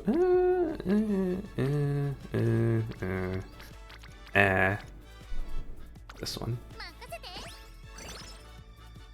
Okay, Ines, we're training you into the best dirt Uma. Get ready. Sure. Just so I can try and get that date event up and running.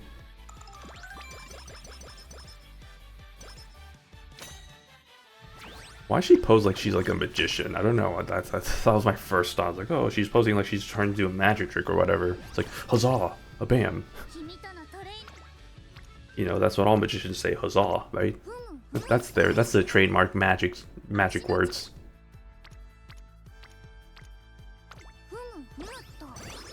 Okay, let's not get in the same situation as we did before, where we just completely shaft one character. But we're starting to actually get to that point, unfortunately. These are not good. These are not good for first starts.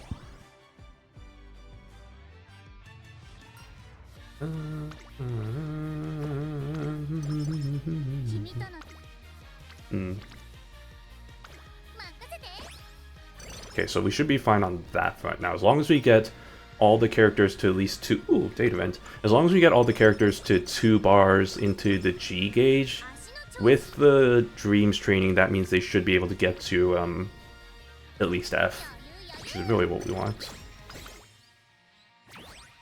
Honestly, that second training was really crazy in how it just happened to be that all the trainings just happened to be that I wasn't able to get her at least, or like Desire, I think, at least twice. Insane how that happened. Yako is not looking too good, unfortunately. We are not... These have been honestly, some of the really unluckiest... Oh, wait, hold on. Wait, maybe this gives me a shot with the hint that she's gonna give. If not this, at least I will get one of them, which is more than the last one, so that's at least a good... that's at least a better start. But ideally, I'd like it to be... Oh, I don't know, the, Wait. I think I selected the wrong option there. I was gonna say... Oh, man. Oh, wait, Dreams Training. What am I doing? I thought I had one more turn before that. Never mind. Yeah, whatever.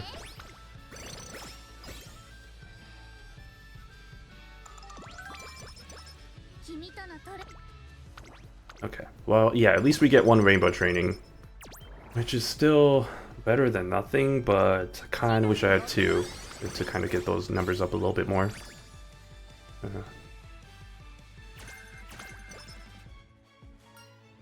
Okay, bottom option.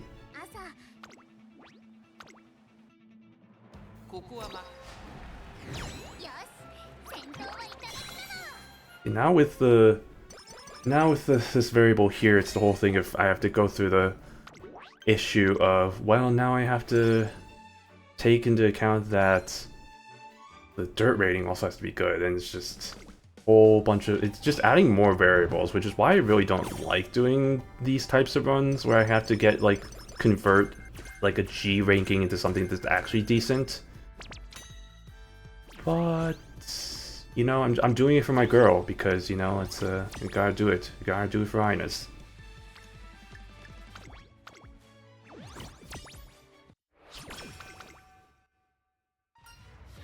What are my options here? 30. That one.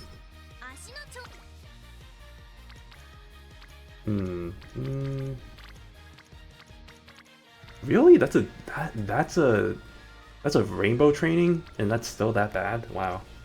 Okay.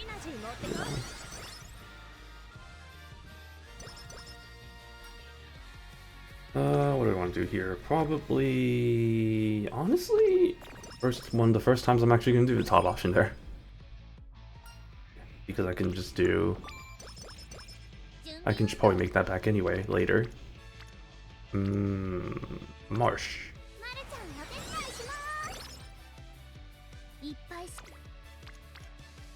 And then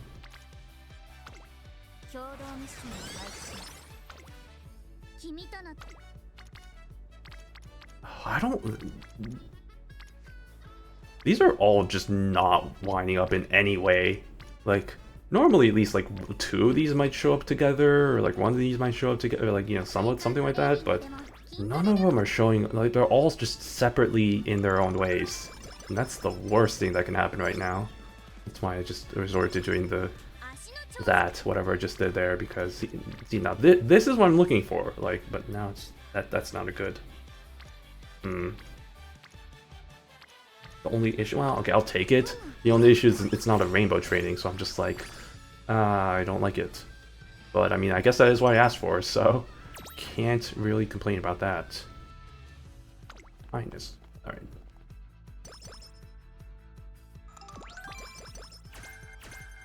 Okay, well, we got the trainings there, so that's good.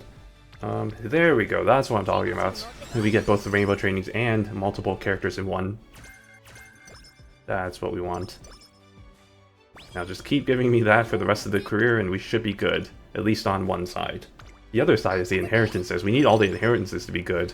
And that's another RNG fest that we need to deal with.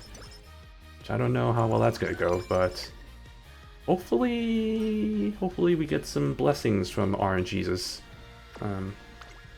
Not counting on it, but just gotta keep praying about it, I guess. I don't love most of these, if I have to be honest. Well, yeah, I guess. I guess I could have done a rainbow or the dreams training there, because that's qualified as like a bad. Oh, these are still bad. Okay.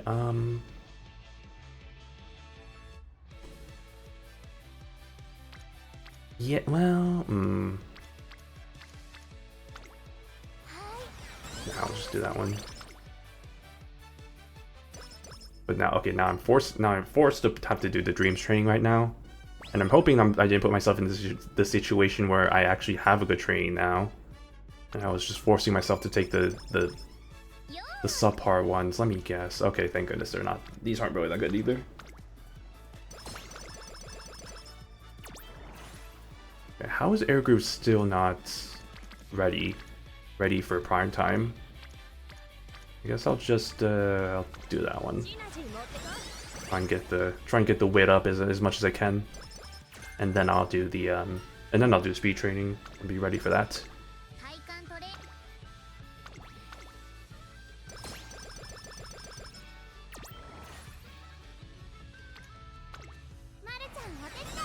Alright. And we got everybody up to T. Yeah, you know, T rating. Rated T for teen.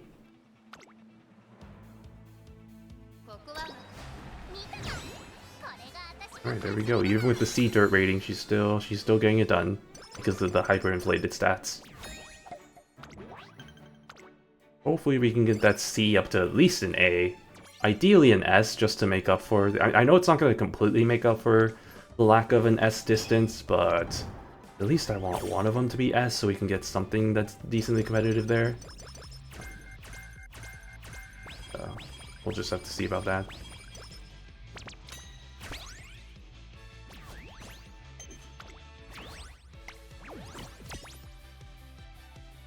Okay.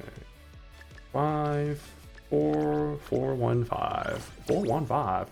4, 1, 5. Okay.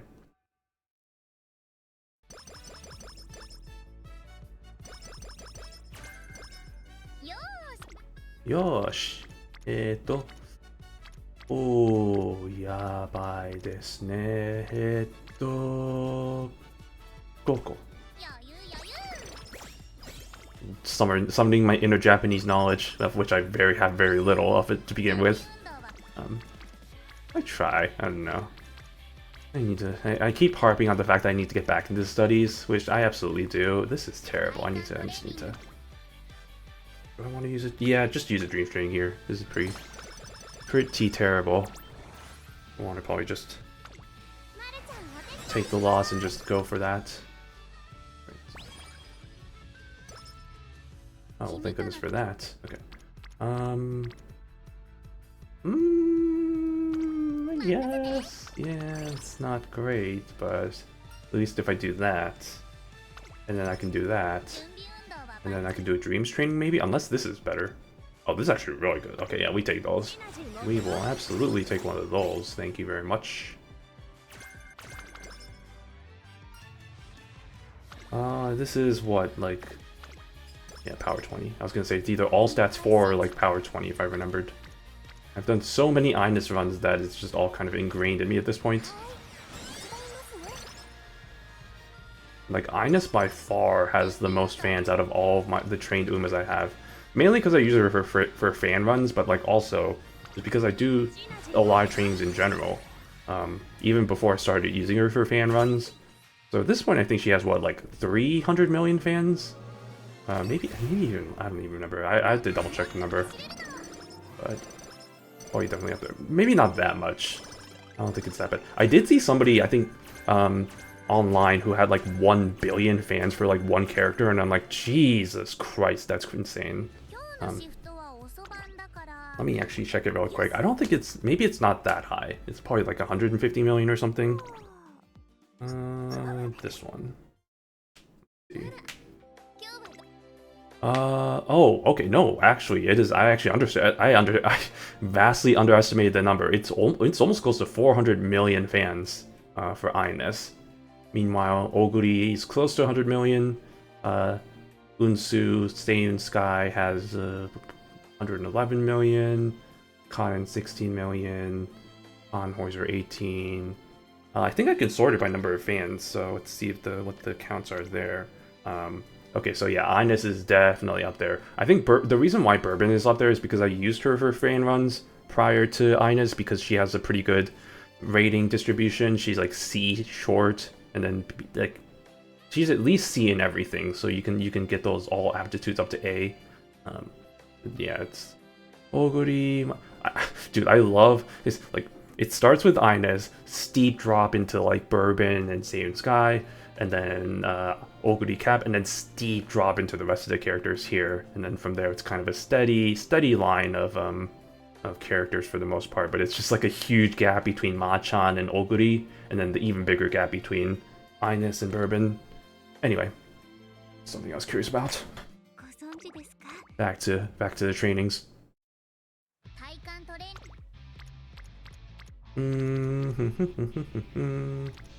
Don't really love any of these options.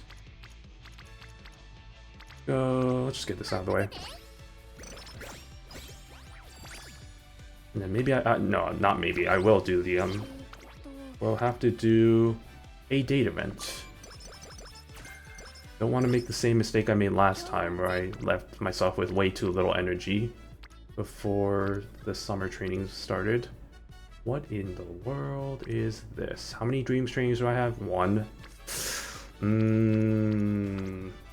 Only because there's 2 here. That's the only reason why I'm taking this one. Okay, that's lovely. I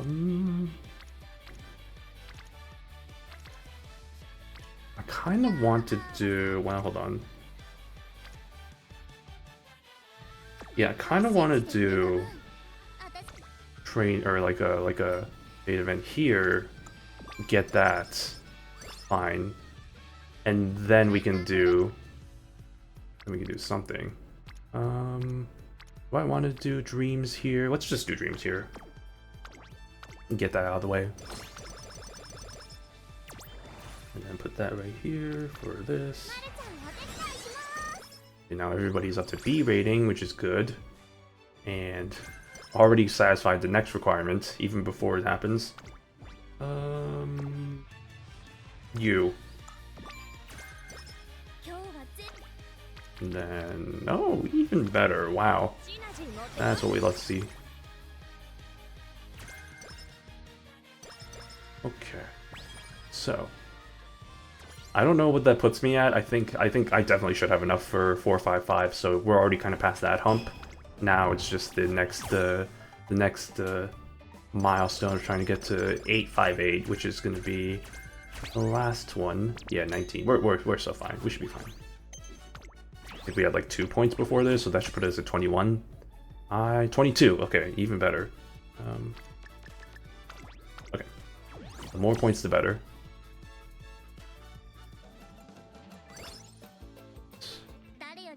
Oh, I forgot she has to run. Because this pass she has to run. That is annoying. Maybe I might switch. Well, I guess it doesn't really matter. The summer trainings aren't as vitally important, like as in like a track blazer or something. So it is kind of annoying, but it doesn't. It's not as catastrophe inducing as the as it is in track blazer. How's the aptitude looking? It's well, oh, hold on. We gotten one so far. Oh, there we go. We're at B dirt right now. So we got one of them to get up at least. If we can get one more of those to go up, that's at least a pretty good start. But the only issue I have is I don't have any factors for medium, so that's already kind of a wash. But that's kind of what happens when you're so committed to trying to get your G dirt rating up to like anything decently good, which is A. You need to get it to A. I think S would be the ideal, but A would be pretty good, honestly. So we'll just have to hope for the best there.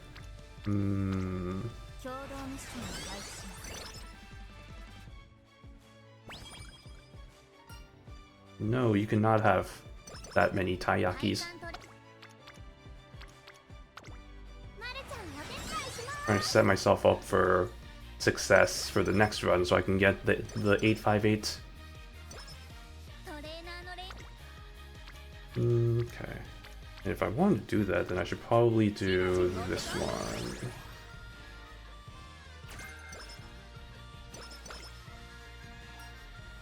I should probably do this one. Don't all dirt tracks have minus power, or am I thinking of weather conditions? I think you probably, weather conditions? I don't think that would be the case that all the dirt tracks would have a debuff for power. I feel like that would be something that people would really be emphasizing. It's like, oh, you really need a lot of power then for like all the dirt things. And I feel like that really isn't emphasized that much. But I feel like that's more the case if the track is like rainy, or like the weather's rainy and like the track is bad or something. I feel like then people usually emphasize that. But I also could be wrong. But no, I think that is the case.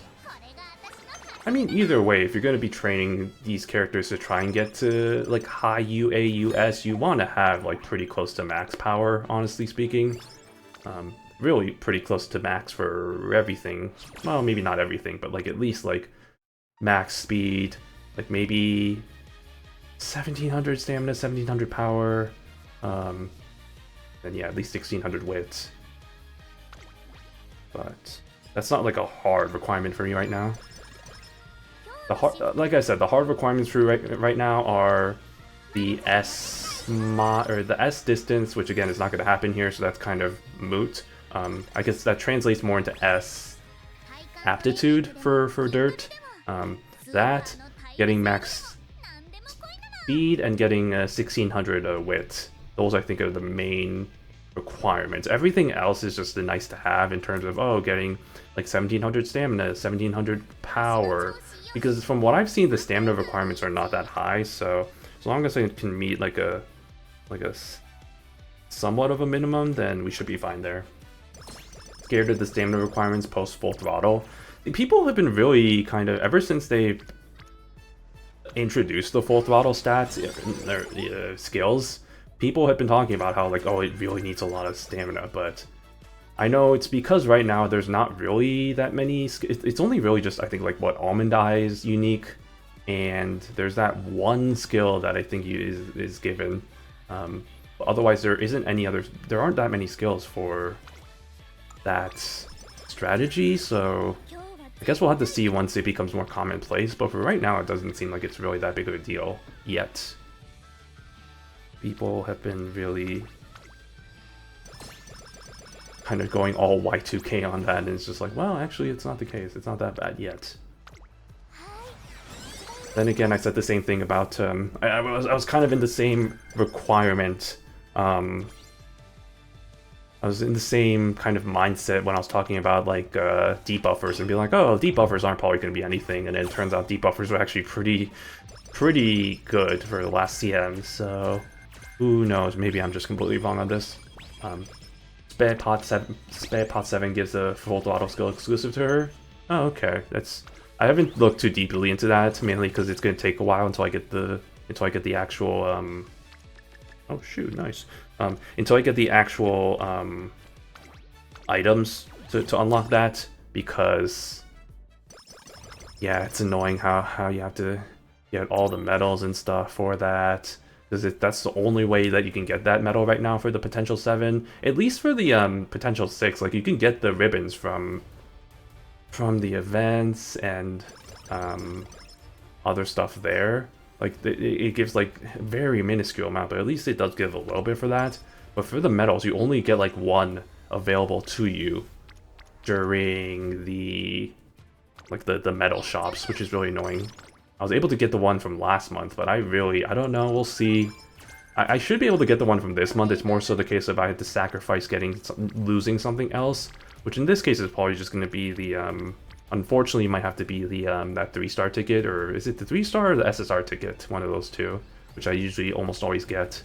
But now I feel like I might have to sacrifice myself in not getting that instead.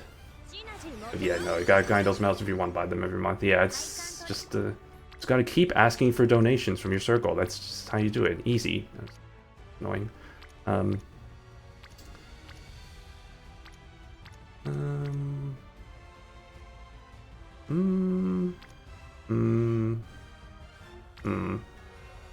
This one. At least Teo comes out a bit later, so I have time to grind up mats for potential 7. I mean, I do feel like it's kind of nice that at least they're being a bit slow with it. They're not just releasing everybody at once, because God, imagine the chaos that would cause. But it also is a little bit annoying because it's just like, well, you know, the items required are 1, new, and 2, they're barely coming out with them. So it's like they're like drip feeding everything. I don't like any of these options. I'm gonna go with the Dream Training.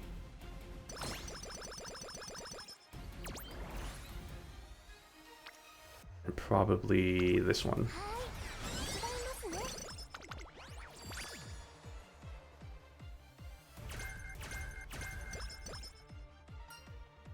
Calories. No, say no to calories. Okay, I just need to get all these 3 leveled up to 1 more, which we have enough time to be able to do that. Let me see. If I do yeah, I should probably do a date event right now, mainly because I'm starting to run out of time to actually use all of them, so I might as well. Like, you can only really use it on your Oshi, can't do everyone. Yeah, I mean, it does seem a little bit like, I'm curious, like, how slowly they're gonna keep releasing the level 6 and 7s, because there are so many characters that they have to go through. So I'm wondering if they're gonna do it like a if it's just gonna be like 1 every kind of like however long they're gonna do it. Because if that's the case, it's gonna take until like it's gonna take them years to get through all of everybody. This rate's gonna be a 10th anniversary once I get Pot 7 Cheval. Yeah, right. It's just gonna be like, if they're gonna be this slow, it's gonna be like 12th anniversary by the time we get. And then they're still gonna be releasing more characters, so it's just gonna be like, are they gonna be in this weird cycle where they release characters faster than they get the potential level 7s? Because then it's just like, well, now you're in a weird state where like nobody's gonna be able to it's never going to be finished in that rate. I don't think they're actually ever going to... I don't think they're going to do it like that, but it is kind of a weird thing there.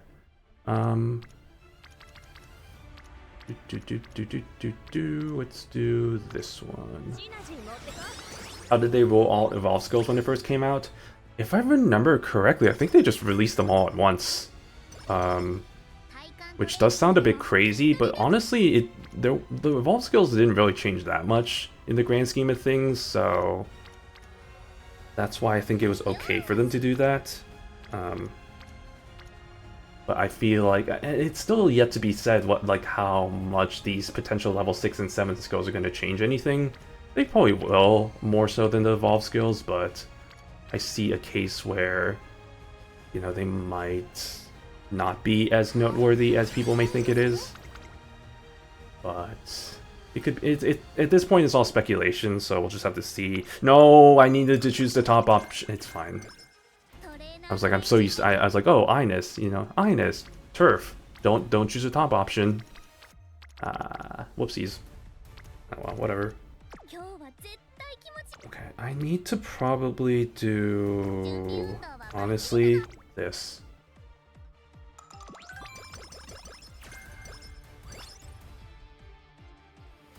Okay.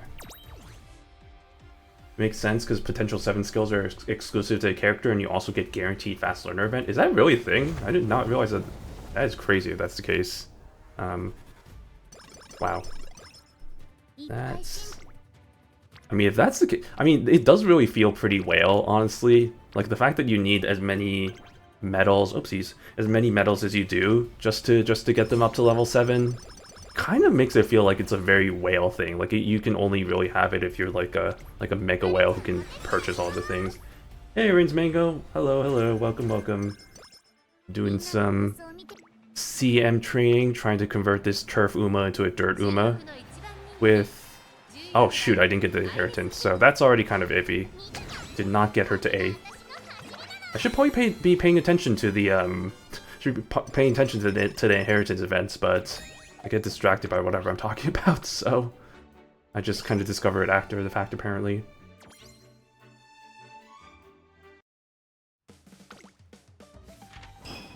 Less whale, more so spend hours in the game to get medals. Yeah, for medals, but I'm just saying, like, because you only get, like, 1 medal at a time, right? So it's just, like, And how many medals do you need to convert them to level 7? Like, 20? Or was it 10? I don't remember. Hold on, let me double check that real quick. My first time seeing JP Umamusume and it looks so wild compared to Global. Yeah, no, compared to Global, there's been a lot of changes. I mean, it's ahead by, like, 4 years at this point, so... You know, the level caps are way higher. There's a whole bunch of different shenanigans with the scenario. It's 20? Oh, okay. Didn't even really need to check. I guess while I'm here, hold on, let me check something.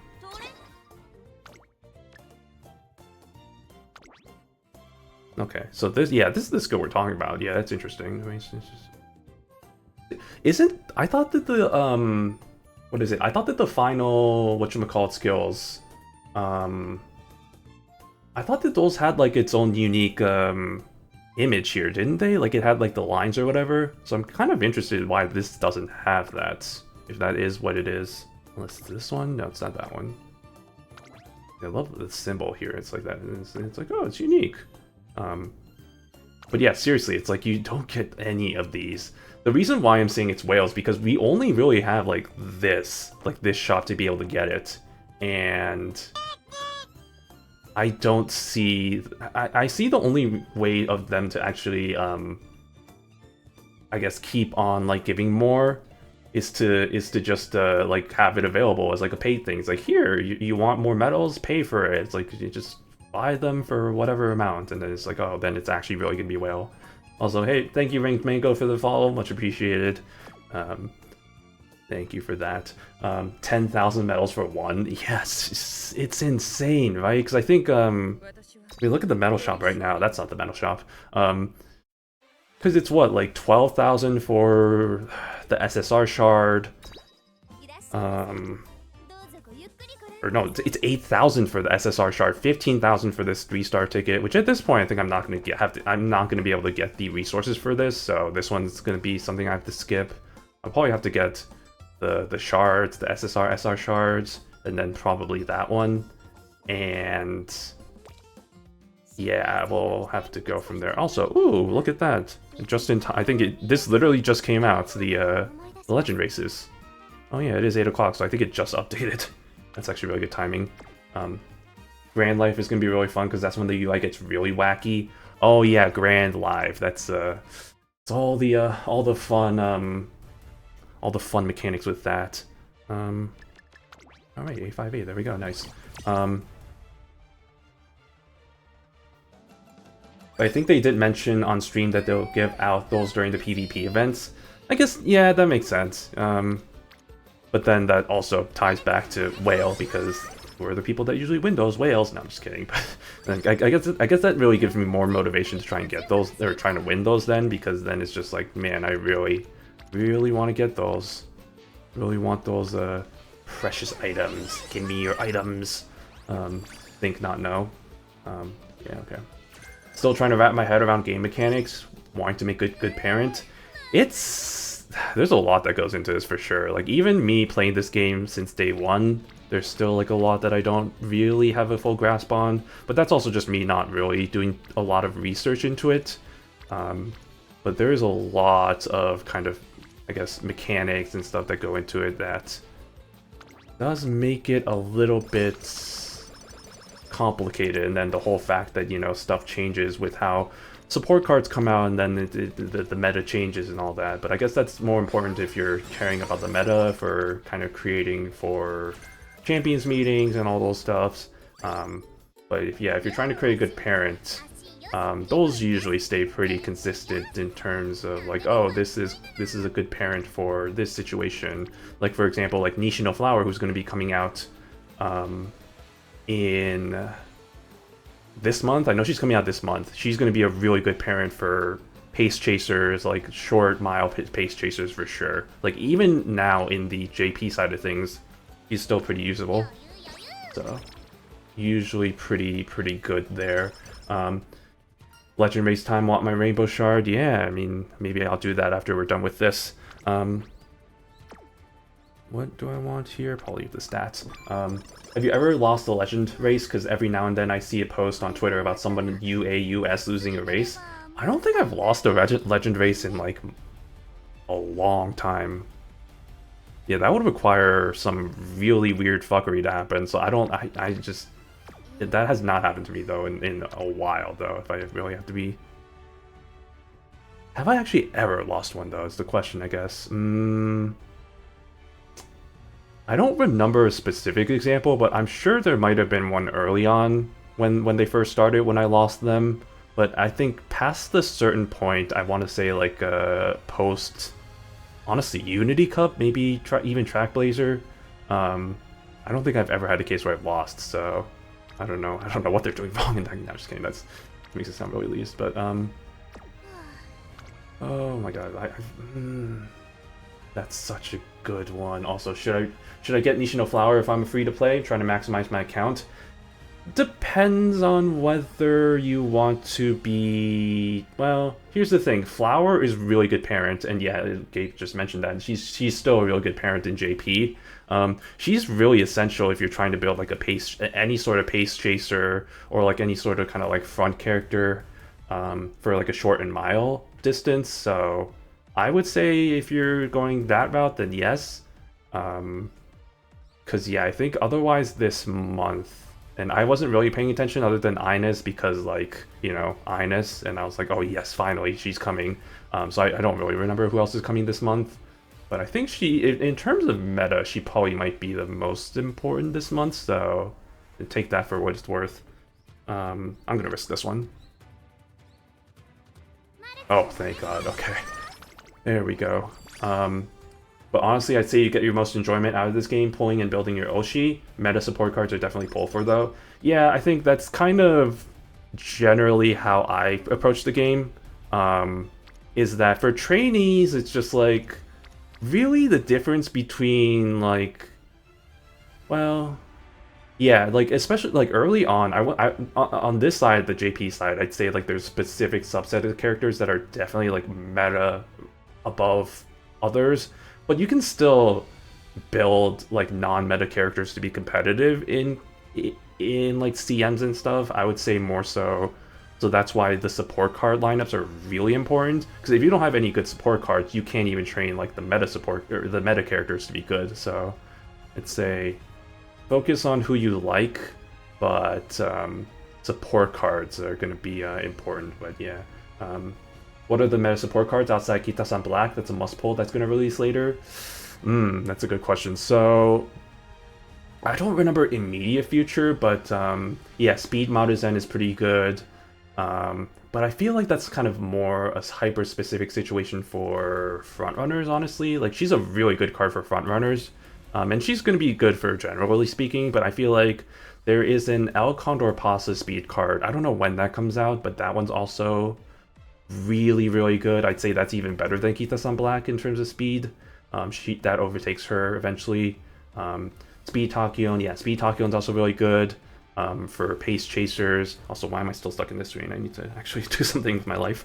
And Light Hello. But yeah, Light Hello is kind of in that example of like scenario-specific cards, because that's the scenario link card for the Grand Live, and so that's only going to be useful for that time. After Grand Live scenario, she never gets used.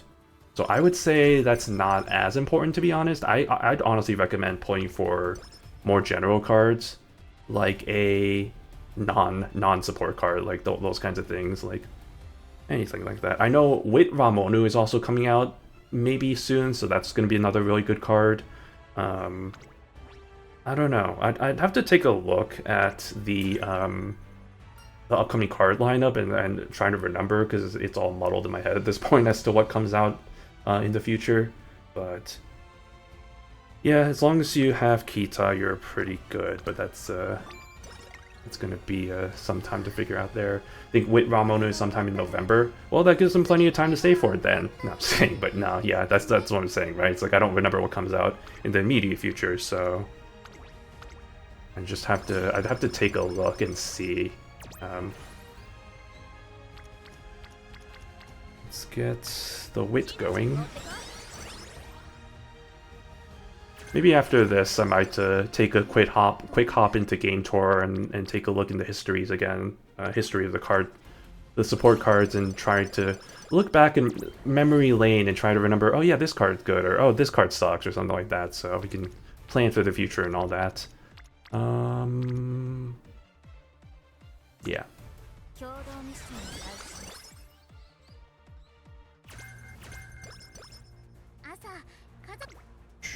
Alright, this one's already kind of a wash. One, because she only has a beat dirt rating.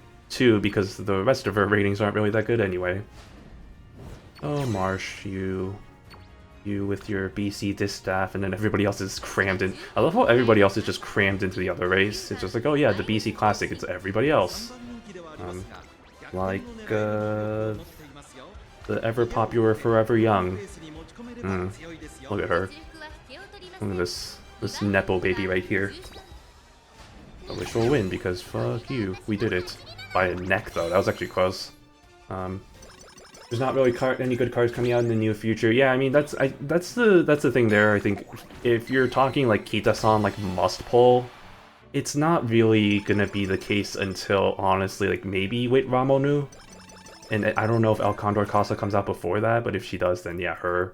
But nothing must pull like Chaos, everybody must do it sort of thing. Now I do the fun part of doing all this shit. Is Kita-san Black a good parent? I mean, Gabe already answered it, but yeah, Kita-san is a really good parent. She's still used to this day in the JP side, although mainly, honestly, her alternates are kind of used in hyper-specific situations. She has an anime alternative. If you've watched Season 3, you know the costume that she wears in the final live. So that came out in the game as like a pullable, like a trainable character, I guess.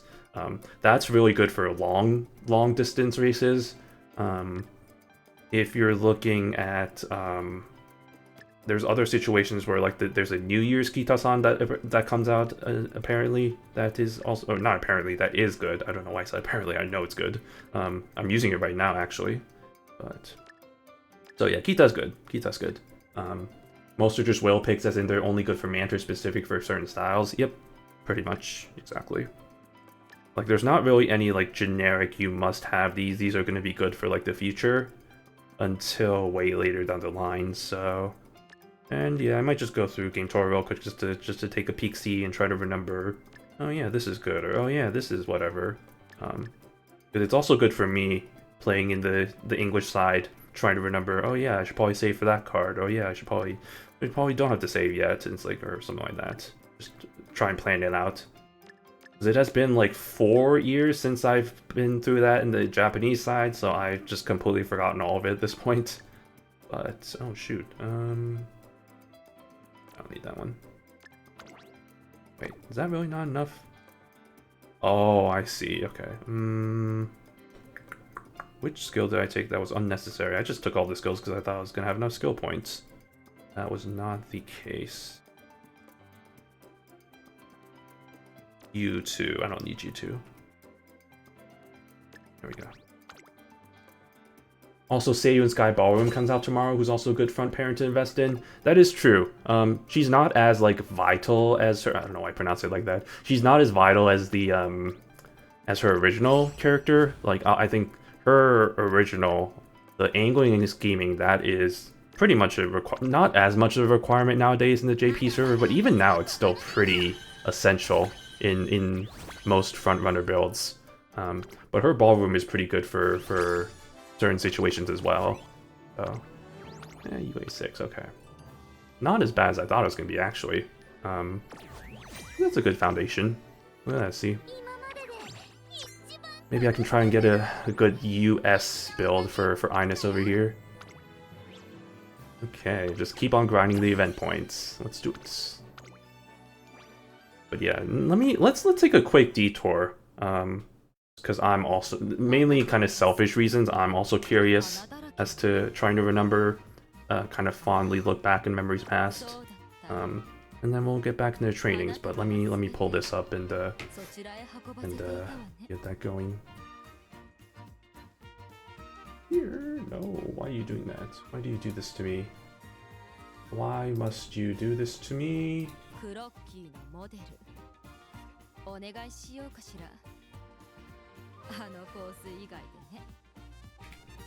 Game Tora.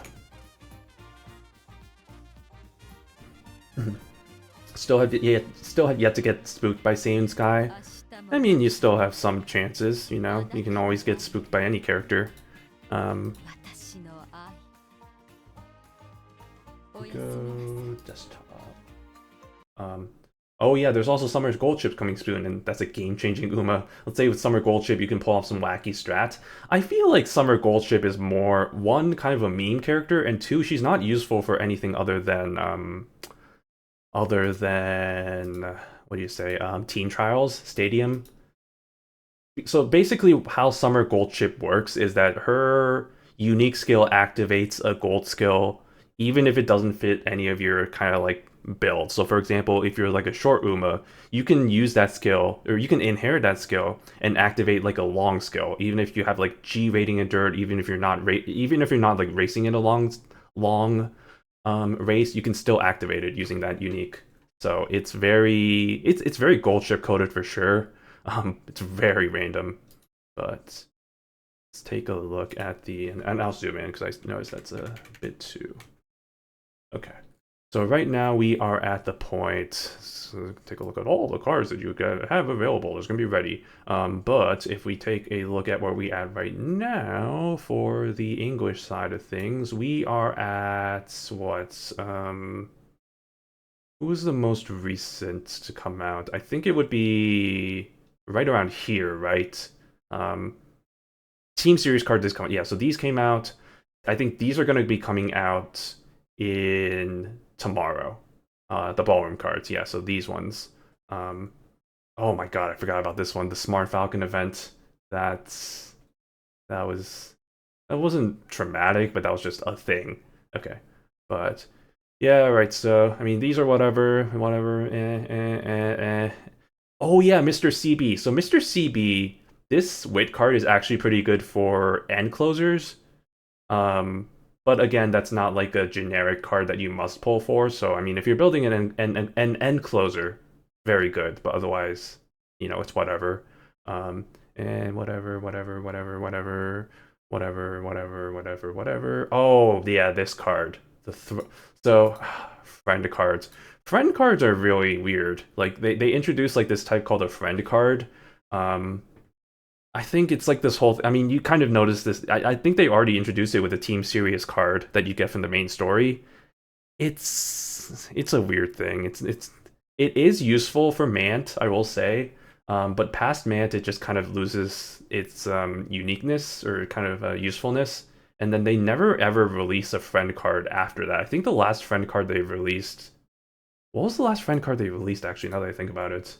Um, it has been a while. Oh yeah, I guess they did release this one, which is the support for a future scenario, the Legend Changer scenario or whatever. But you can see they have not released that many. I mean, it's kind of focused on just like these support cards here. Um, but generally, it's just kind of not really that useful. So you can pull forward if you want, but it's kind of on the last legs of Mant, so generally not recommended there. What's after Mant? Grand Live. So Grand Live is the next scenario, which I'm really looking forward to because I freaking hate Track Blazer. But Light Hello is your kind of the next kind of support card that you're going to be pulling for. Um, she is he is an Uma. That's all I'll say about that. But no, it's good. I like Grand Life, especially coming after Track Blazer and all the 45-minute runs from that. I think we talked about Tachyon. Tachyon's a pretty good card. She's pretty useful um for even just generically, but especially for pace chaser, she's really good. She gives a really good skill there. So very useful. Yeah, whatever. Oh, Daichi Ruby. This is a hyper specific card, though. I will say this isn't. I'm just again going into like sort of memory lane, but this card very very useful if you're building a backliner, so like like an end closer or like a late surger, short distance, so like a mile or like a short, because her unique skill, which is over here, is for that. And this is a really good skill to have for that specific situation if you're kind of in the back of the pack there. um, but I would say, yeah, no, not a generic card that you need. Very hyper specific situation, but good for that situation for sure. Um, whatever.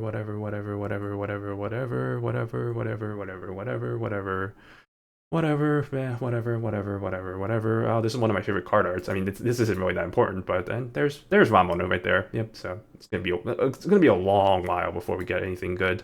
Um, but this is definitely my favorite card art. I love the contrast between, and let me zoom in a little bit. Sorry. I love the contrast between Tachyon, um, Tachyon over here, and then Manhattan Cafe just looking at her in disgust that she adds like 10,000 sugar cubes to her tea, or yeah, tea, because she drinks coffee. So that dynamic there. I also love how, people, when the Red Desire card came out, unrelated tangent, but when the Red Desire card came out and that was with Manhattan Cafe, like they compared that to this because it's like this is Manhattan Cafe with the disgusted face. Um, Meanwhile, you have, if I go to the most recent cards, um, like where is it? Oh god, I probably have to go back to release date. Um, this one, Red Desire. Like, oh yeah, she's so happy, and then you compare it to what we just saw there with with her just like looking at disgusting Tachyon, looking at your daughter versus looking at your rival or whatever. I love Manhattan Cafe. She's cool. I like her too. Very very ghost coded for sure. Where were we? We were at Ramono. So yeah, Ramono must pull. I'd say definitely. No, no, no, no, know. Bourbon's a good for front runners, very good for front runners, but generally whatever. Tam Opera Oak is a really good long skill specifically for pace chasers. Very specific though, so this is hyper specific situation. This Gold City card gives a really good mile skill, but it's a guts card, so it's whatever. Here's the El Condor Pasta card I was talking about. This is going to be overtaking Kita-san Black when it comes out, because of how it is. So whenever that comes out, that's going to be an absolute must pull. And then I think from here is really when the game starts realizing, oh, we just gotta start releasing cards that are always going to be must pulls. Maybe not here, but like there's a certain point where the game starts keep releasing cards that are actually really good. It's just, and then your wallet just cries because it's like, well, you know, I gotta get this one, I gotta get this one. Like for example, McQueen here, very, very good wit card. I'd say really just for pace chasers, but it's pretty much a must-have for pace chasers for pretty much the longest time. But yeah, I would say to Gabe's point, this is gonna be like at least a year in advance. So I think the point that I'm trying to make here, and I realize I'm kind of going a little bit too deep into the tangent, is that there is not really a must pull for a card for quite a while in terms of the supports. But yeah, so that's my long-winded way of saying you just say it up, you know. You should be good to go there. But yeah, that's a short history of what's to come, I guess, for the next year or two. If we really want to continue on, there's a whole bunch of other cards here, but I'm not gonna bore y'all with the details on that. So we'll jump back into the game and get back to the training shenanigans. All right. Before we do that, let me get this out of the way. The legend races featuring Taishin with the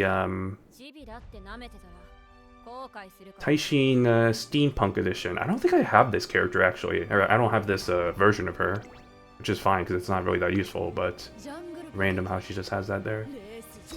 All right, Jungle Bucket, do your thing. And she has the great. She has the good mood. She has the great mood actually. Why can't I see this in the first person? Dang it! I want to actually. That would have been nice to see it in first person. Oh well. Okay. I'll just skip through this. I'm not actually gonna watch it. Here we go. Good old Bucket. Jungle Bucket-kun. How much did she win by? Oh, distance. Clear distance. Okay, good stuff. Thank you for that. And then, let's see, who do I want to use? I feel like I could still use Gran even with her C ranking. That should still be fine, but I'm gonna be safe here, and I'm just gonna use characters like Shion over here. Safest bet is to save to spark on scenario and anniversary banners because they usually give a lot of free pulls. Yeah, and I'd usually say during the anniversaries and scenarios are usually when they release meta cards, so it's usually a pretty safe bet to release to pull for those. It also helps that they give free pulls so that you don't have to have like 30,000 gems available to get the sparks and stuff. So yeah. Cheval hasn't gotten her legend race yet. Somehow Vivlo's got hers before Cheval. That's yeah. I don't know what the not requirements. The I don't know how they determine that. I guess is the way I want to say that. It's just like very I don't know. I guess it's related to the fact that it's just like whatever race it is that time of year when it comes out. I think that's what it is, but it's still kind of weird that there are characters that didn't get theirs. Meanwhile, you have characters, alternate costumes who have come out. It's what? Anyway, got that out of the way. Let's continue on the Ines train, shall we? With Beyond Dreams. Okay. Really want Tanino Gimlet, but I probably have to wait like 2 years. Gimlet. When did Gimlet come out? Gimlet came out like, it probably would be like 2 years, yeah. Yeah, I think Gabe linked that site there, which is probably better estimator. Um, but with the accelerated timeline, it's kind of hard to say. But generally, I think that website is usually pretty decent in saying like when it's going to come out. Let me check. When did Gimlet come out on the Japanese side? Game Torah. Characters. And doing that one. Release dates. You can just search it instead of actually scrolling through it. Tiny no Gimlet came out on 2023 5/19, so that would have been 2+ years after the game came out, which means probably like year and a half, I'd say. Seems like Gimlet is estimated to come out on January 1st, 2027. Okay, so yeah, so slightly less than 2 years, I guess. That's good to know. I will be saving for her then, because yeah, I do like Gimlet. I love her voice. I love her shenanigans, her fence kicking shenanigans. Very good. Gimlet is a fun character. I think she has one of the best singing voices. No, yeah, absolutely. I think her rendition of Miss Victoria was one of my favorites until I heard Fenomeno's version. Fenomeno's version of Miss Victoria is so good. It's so... Fenomeno has, I think, one of the most underrated singing voices. It's so good. That's all I'm gonna say about it. That's other comments about that, other than it's so good, because it is. She might be my favorite character. Nice. We love her. We love having favorite characters. I mean, I assume everybody has a favorite character. Nah, but Gimlet's definitely up there for me too. I love her. I also love her. Her casual outfit, I think, is my favorite casual outfit in the entire lineup. It's such a vibe. I love it. I've talked before about wanting to like cosplay it, and I know somebody that actually did cosplay it. They were talking about that. It's just like buying random clothes from places, and it's like, oh, it kind of looks similar. That's really what it kind of is at the end of the day when you're doing casual outfits like that. But I just think it's kind of funny that you're just buying from like H&M. It's like, oh yeah, just buy this shirt. And it's like, oh, okay. So, I love her winning the Soul cover. Oh yeah, that's really good too. Yeah.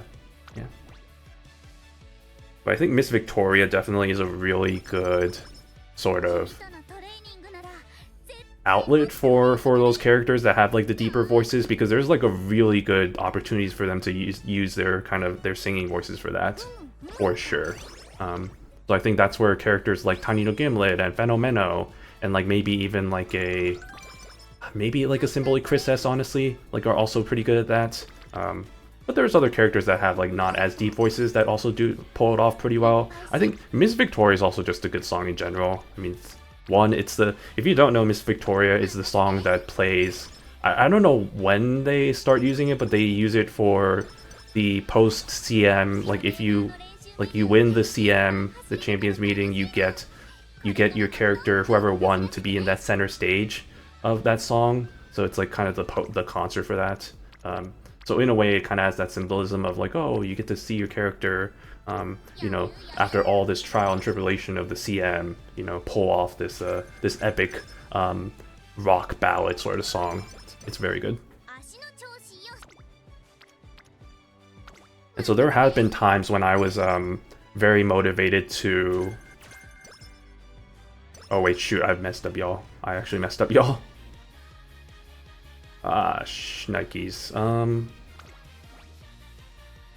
I will tell you why I messed up very soon. And why I messed up is because Marsh is not going to get to F by the time I'm done with this. So I actually just need to... I'm going to quit this run right now, because that's a game over right there.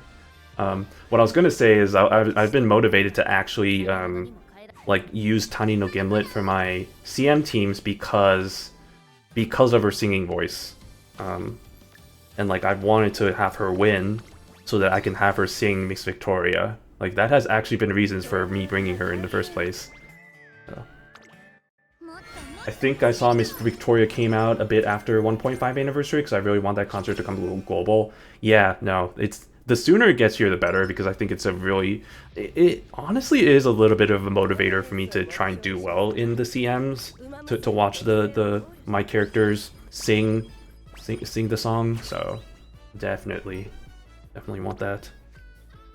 Okay, let's not mess up this time. Pretend that didn't happen. Okay, good start. That's actually a really good start. Wow. Hello, okay. Where is this coming from? Hello. Love to see that. Love to see all the characters in one area. Okay, we're not making the same mistake as last time, that's for sure. Now it's just see how we can capitalize off of that. Okay, yeah. Yes, please. Now, if I can get the date event going before the debut race, that would be just peachy. That would be really lovely. I would love that for me. Well, this helps.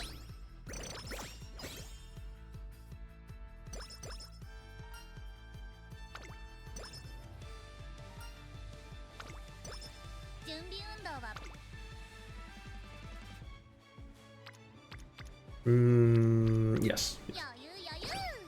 Trying to get Yanko up to Friendship Rainbow before it's all said and done. Which I should be able to. Honestly, this has been, well,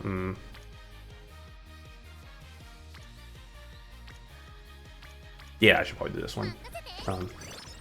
Gonna see my Oshi as the main singer with V Verbin and Christmas Oguri as the secondary singers. Together we will crush those meta Umas. See, the unfortunate part about that, though, and yeah, we got the date event. The unfortunate part about that is the secondary singers are just the other two teams, whoever finishes the front out of the other two teams. So it's not like you're bringing your other teammates in along with you. They're just kind of relegated to the bottom, dancing whatever dance they are, which I always thought was kind of unfortunate. But at the same time, I understand that if you're in the situation where you don't win, it just kind of sucks if you're seeing, like, the winning team, all three members just on top there, even if the other two members were, like, for example, like what I had last time, where, you know, I had deep buffers and they finished 8th and 9th, and it's just like, why are they up there? Like, I guess they're in the same team as that person who finished, or that Uma who finished, but why are they up singing with them? It's like, why is it not me? It's like one of those things. Why is it not second and third place or whatever? But I do agree with your second statement, crush the meta Umas. I'm telling you, man, the last CM, it was crazy the number of teams that I saw with the exact same formation of either, like, Almond Eye. It was almost always an Almond Eye. Like, that was almost always the case whenever, on the A finals that I was in. Almond Eye, some form of, like, what's her name? Chronogenesis. Yeah, her, Chronogenesis, and I think, like, who was the other, like, kind of really common character? Who was the meta character that I was bringing, or wanted to bring? Because the characters I brought weren't really that meta. It was, like, Jungle Pocket, Shion, Wind Variation, and, Stay Gold.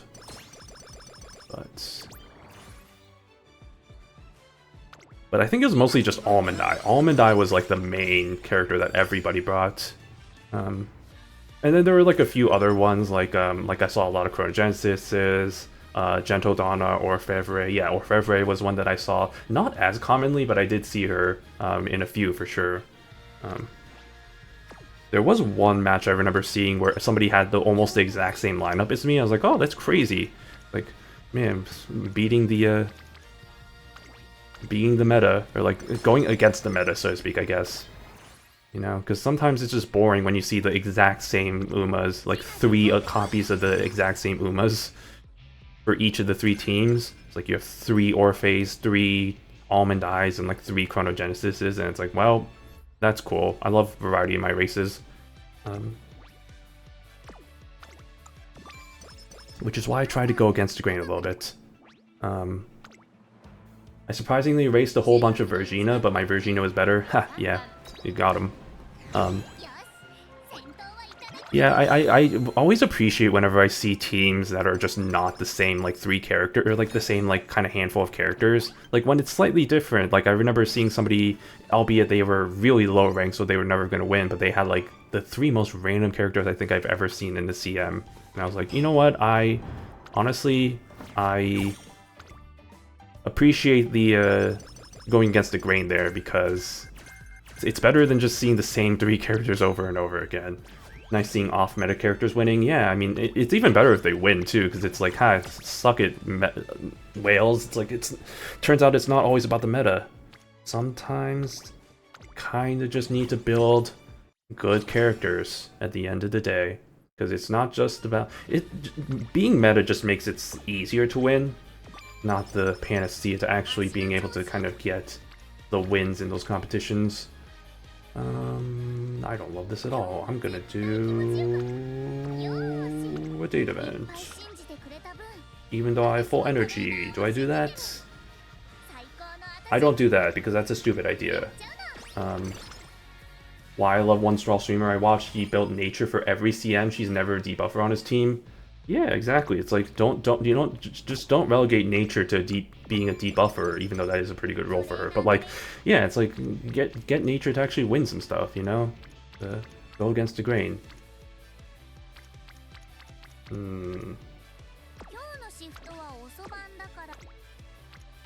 Let's go. I'm gonna go this one so I can get an air groove up.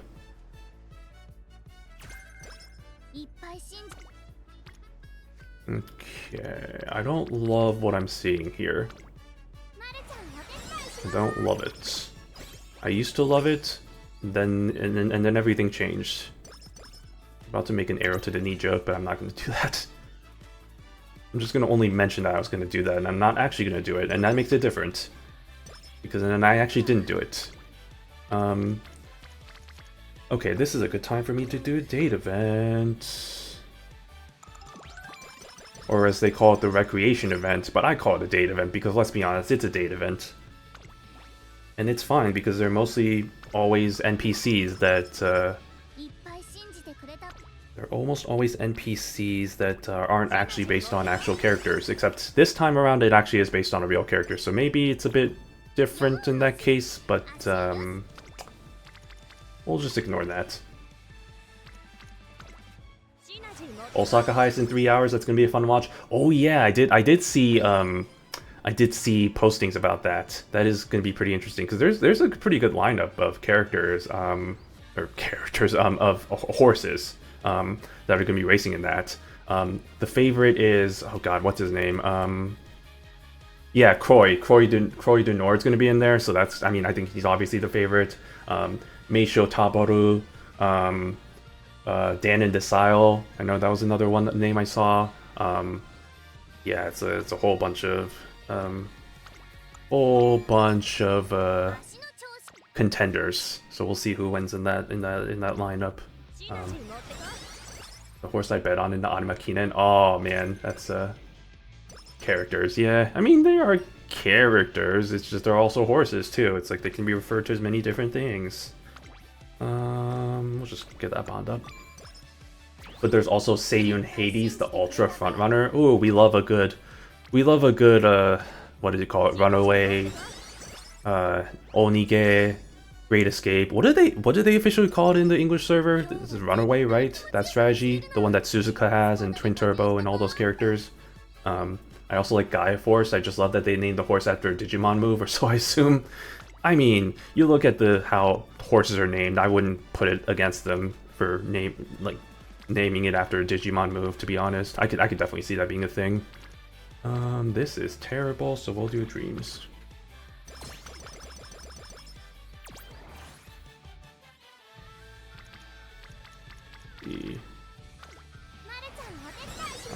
I think you should watch the 2025 Japan Cup and see the Pace Seiyun Hades set. 2025 Japan Cup. Okay, I was probably thinking of the Animakinen. Animakinen was the... Wait. No, wasn't Japan Cup the one that the jockey fell off? Or am I thinking of a different race? Like I think was it Tabaru that had the yeah, it's like the jockey fell off and then that horse ended up still finishing first, but technically since the jockey was off it didn't count. That was a Kalandagan that won that one. Seiyun Hades was in that race? Okay. See, that's what I'm saying. That was not... That race was just crazy in so many different ways because of all the stuff that happened there between the Admire Terra. That's what it was. Okay, right. Yeah, I was like, I remember it was like a name that was similar to a name in Uma, but it wasn't. It wasn't Tabaru, that's for sure. Meisho Tabaru. So I was just confusing on that. Like I said, I don't really follow too much on the Keiba side of things, but I do keep up with whatever's posted on like social medias and stuff, so I can kind of I see that. But that all I remember from what I saw about that was that it was a crazy race with all the shit that happened between Seiyu and Hades, between Terra and the jockey that fell, and then Cal and Dagon who actually broke the record. Was like the first non-Japanese horse to win the Japan Cup in quite a while. So, with quite a whole bunch of stories there. Crazy ass Japan Cup. Yeah, seriously.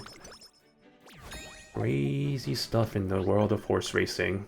I'd love to see how that gets adapted, and then the obligatory. Can't wait to see how that gets adapted in Umamusume.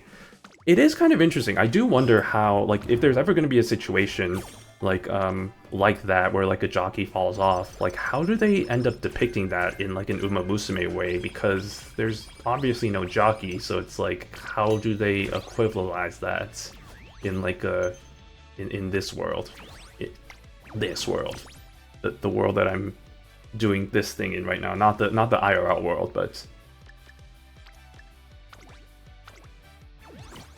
it's kind of the same thing I keep talking about with the like if they ever want to do like a vodka Dial with Scarlet thing, it's like how do they contextualize how important that is, because they really can't. But I'm not going to go deep into that because I've beat that horse dead many times. Maybe they just maybe her hat fell off or something. Yeah, maybe some sort of wardrobe malfunction or something, but then it has to be something that is like really consequential, because then it's like technically the horse finished first, but then, you know, obviously it's disqualified. Yeah, it's a wardrobe malfunction, but it's like, oh, I don't notice. It's like that one meme I've seen of like Maruzensky, the swimsuit edition one, where it's like, oh, she's still running. Oh no, her top fell off, but she's still finished first. It's like that kind of stuff. Maybe something like that. I don't know. Maybe this is Trip. Maybe. I mean, they've done stuff like the Gold Ship's 10 billion yen incident, but that was kind of a bit easier because that was kind of easily transferable into like, hey, like she got stalled on the gate, and it's just like, oh no, she like kind of similar vibes there. But this is something that doesn't exist in the world, so it's like, how do they do that? This one. True, yeah.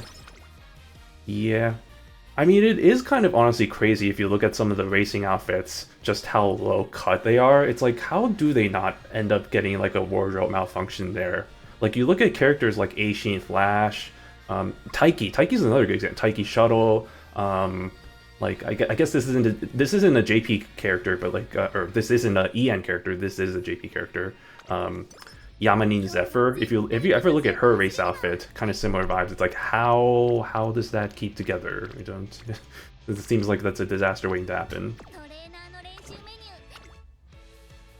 But you know, sometimes you just have to what's the word? It's kind of similar when you're watching anime. You just kind of have to not think about that stuff, because otherwise you're just gonna get too hung up on that. I don't understand how those Umas wearing open toes or heels run idols. Like, those heels gotta be made out of steel not to break. Yeah, like, you look at Fuji Kiseki, like, her race outfit has, like, the high heels, and it's just like, how do you race in that? It's like, you cannot. Like, you really, it's just like, that's insane to me. Yeah, it's just something, you just kind of have to, you just kind of don't think about that stuff. Because otherwise it's like, well... Otherwise, it just breaks your mind. Kind of similar to like a lot of the lore stuff in this game. As much as I love Umamusume, I have to admit the lore is not very well thought of, because there are a lot of plot holes in it that just like people like to kind of poke holes in. That's like, why is this not a thing? Excuse me, why is this not, you know, a thing? Why is this not a thing? I saw I got another... Okay, B Dirt, not too bad, not a bad start. I think we're in Classic, right?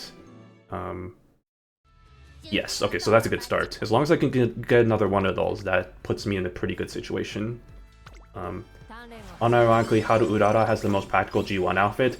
it's hilarious too because it's technically I think the whole thing about her having to like create her own. I don't know if this is like canon or whatever, but like it's like she has to create her own outfit because she's never won. Not like not even a G1 race. She's just never won a race in general. So she was never given like a special like race wear or whatever. So they were just like, oh, I'll just create my own, and so she just like put together whatever she had available, and then she just made that into her G1 outfit. Again, I don't know if that's actually canon or whatever, if that's actually the true story, but that's the story I like to believe. So, and I think that's kind of that matches anyway.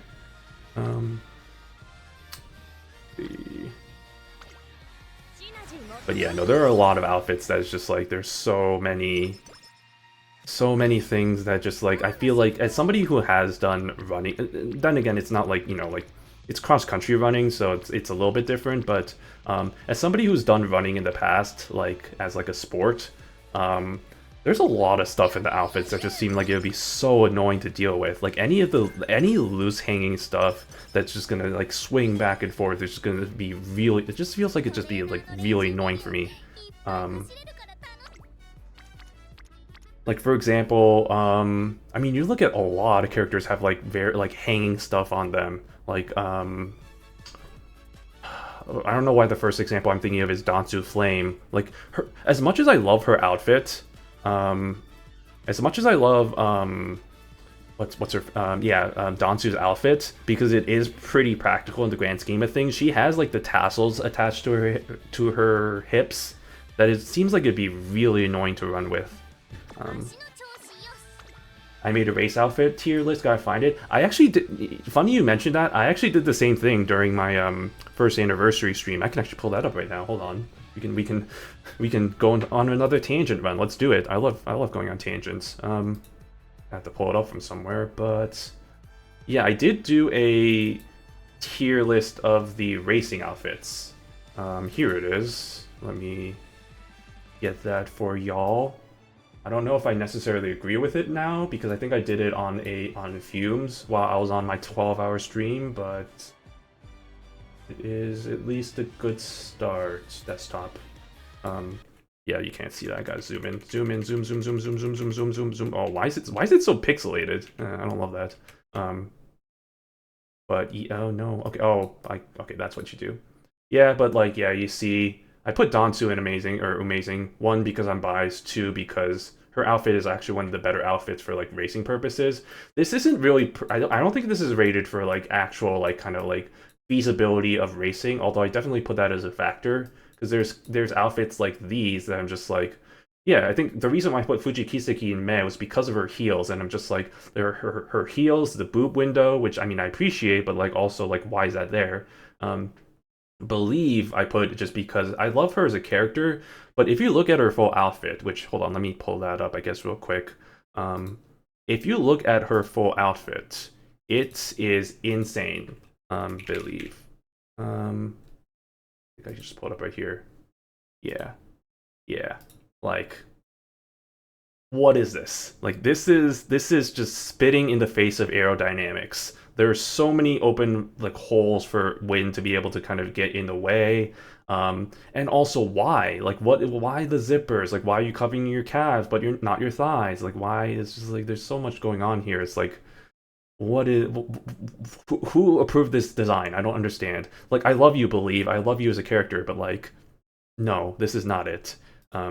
Never seen her before. Yeah, she is she's not in the English server right now, but she is a sprint. She's a sprint horse. If you've heard of I think some people have probably heard of her because she's kind of been known Calstone Light O. She's kind of known to be like the I guess the dumbest horse. It's like if Bakshin is like the dumb sprint horse, Calstone Light O is like the dumbest sprintist is like the meme I saw. She's hilarious because she's just focused on straight lines and trying to go as fast as possible in a straight line. She hates anything that's curved, which is ironic because her hair, it's this one right here. Her hair is curved, but yeah, she's part of that trio. It's her, Durandal, which is Durandal. I think I put pretty high up. Yeah, Durandal right here, and yeah, Calstone Lido, Durandal, and Believe. Those are the three kind of trio, the idiot sprint trio, pretty much. So a whole bunch of like trios and quartets in this game. I mean, if you play this game, I'm pretty sure you're pretty aware between like Jam and BNW, sorry, not BMW. A whole bunch of kind of different ones there. But yeah, look at that. Let's look at all the characters here. In fact, I think this is every character that's come out. This should include Forever Young also, and some of the new characters that have come out. Or does it? Let's find out. Where's rulership in this? I would have put it pretty high up. You know, now that I'm looking at it, I don't think this includes the new characters, which is kind of unfortunate. Well, whatever. Couldn't find the race outfit tier, but I found my practicality tier list. Ooh, yeah, we can take a look at that. Nice. We can judge this one, I guess. Well, pull this up real quick.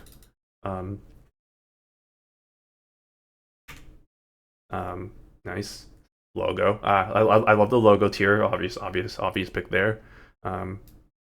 True arrow Chad. I kind of agree with that, but like I feel like the open holes here can kind of get a bit annoying. But yeah, generally speaking, I think Winning Ticket has a pretty good race outfit for sure. I don't necessarily. I don't know if I agree with this one. I was just complaining about Believe in the air pockets that it might create with all the zippers there. But I guess if you ignore that, yeah, this is a good racing outfit, like a good actual like athletic outfit. So yeah, I guess.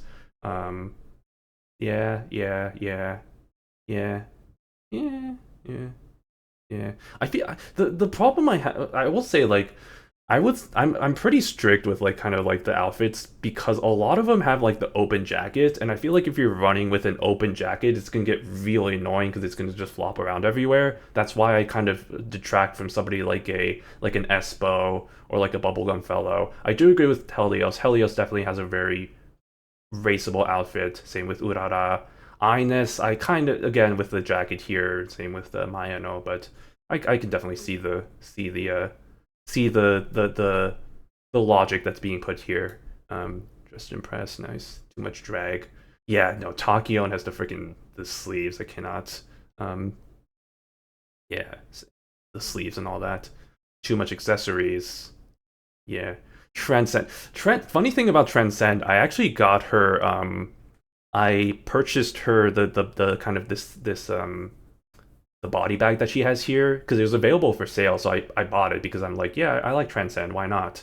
And it includes the button as well, so I put the buttons on there, and I do definitely agree that wearing the bag with the buttons would be so annoying because it's just like it just clanks around everywhere. It makes noise. It's annoying. It's just like maybe I didn't space it correctly when I was putting the buttons on the bag, but like it was just like it seems like it'd be really annoying unless you like space them far apart.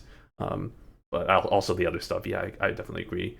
How do you run in these shoes? I mean, you have to look at the shoes to see, but no, I think definitely. I mean, if I see Fuji Kiseki somewhere, wherever she might be, yeah, right here, yeah, no, definitely. A lot of the shoes are kind of like high heel ones. It's just like I don't understand how you can race in those. Like there's so few Umas that have like actual like just sneakers. Like Tama is like a good example of one that has like actual like sneakers. If I can actually hold on, let me pull that up. Tama Motocross. If I can, well, hold on. Musu.wiki. Like she has like an actual kind of like sneakers rather than just like the weird high heels that seem to be like the default for whatever reason. Like yeah, see she has like the sneakers here, and I think most of these characters don't, which is kind of crazy. No run. You say no run, but like she wasn't. I guess she didn't run, but she was in at least in the Tracing uniform, like the athletic uniform outfit, whatever. Yeah, no. I definitely, yeah, Twin Turbo. I mean, there's so much. I love the aesthetic, but that outfit is just crazy as like a running outfit. Anyway, that was a good tangent. Let's get back to the actual game. All right. Oopsies, didn't mean to do that. Okay, set it back to what I was doing. Okay, what am I doing? Oh right, date events. This one. Okay.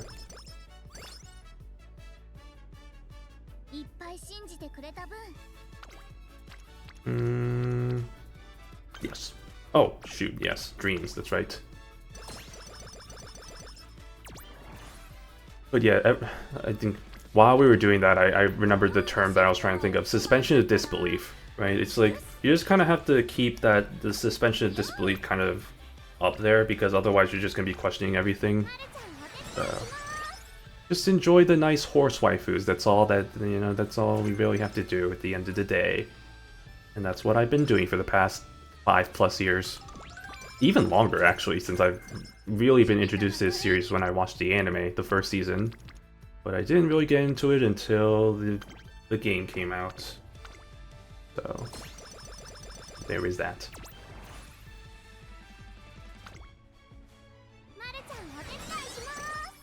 Good job, Maru-chan. Good for you. You did it. You did it. You win. You win at being the cutest character in this. No, just kidding. That's Ines. You win at being the second best character in this room.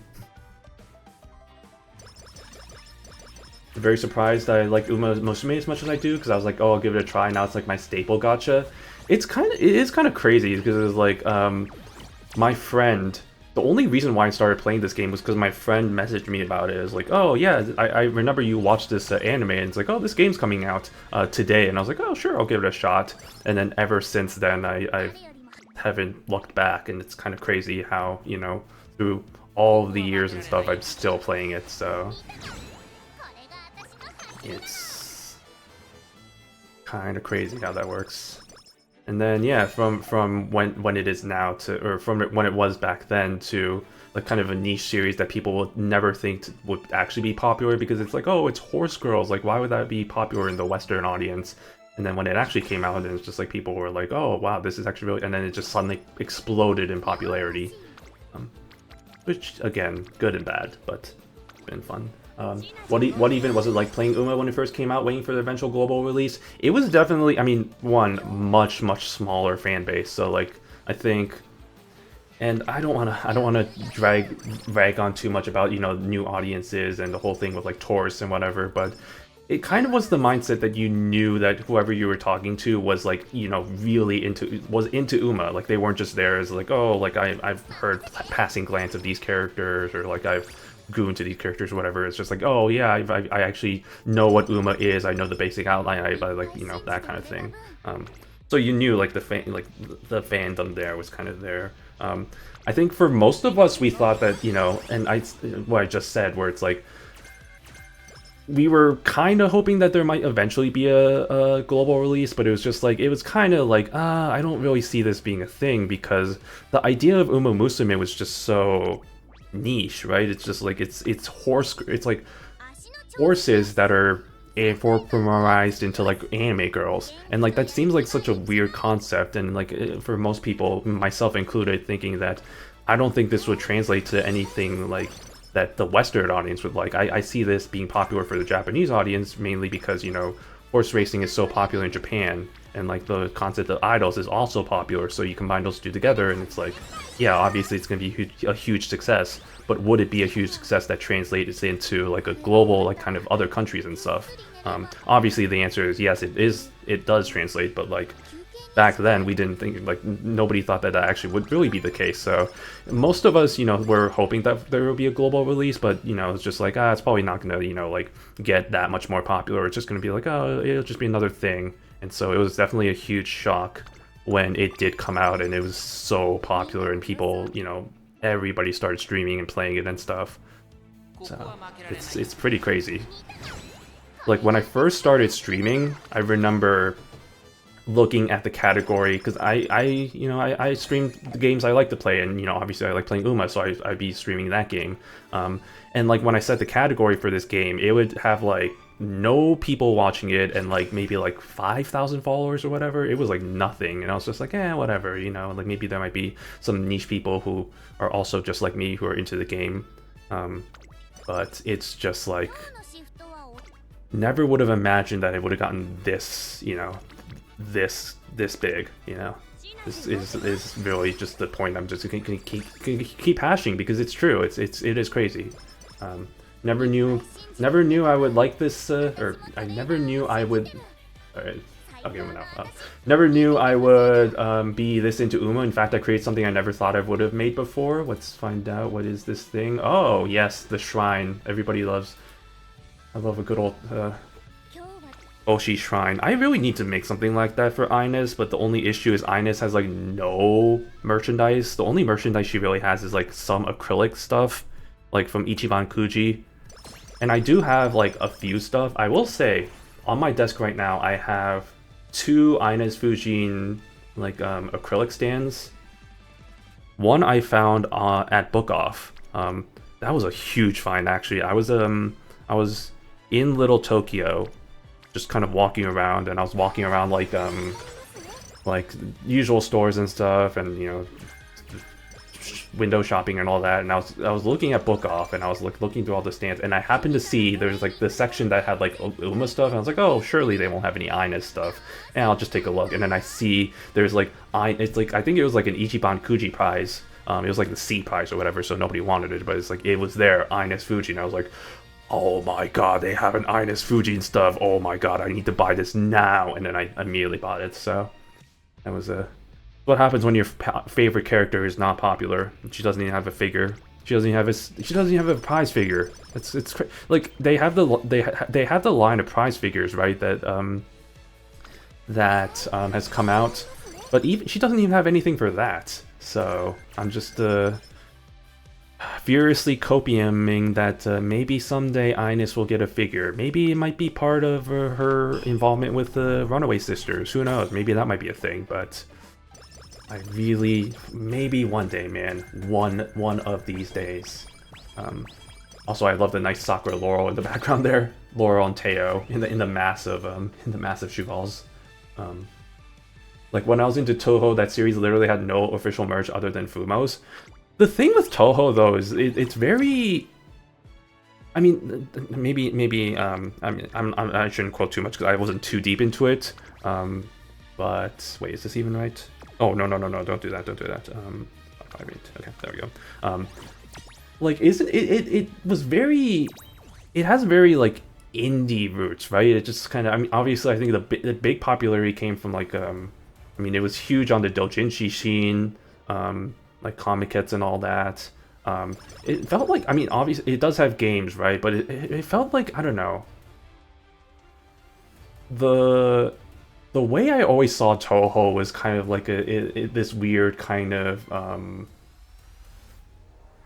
like, I didn't really see it as like an official, like, here's the list of games. I always thought it was kind of like a weird, like, it just felt like, oh, here's the game. It's just kind of like a fan-made stuff. It's like, I don't know. I don't know how best to describe it, but it felt like it was kind of very independent. It wasn't like managed by like a huge corporation or whatever.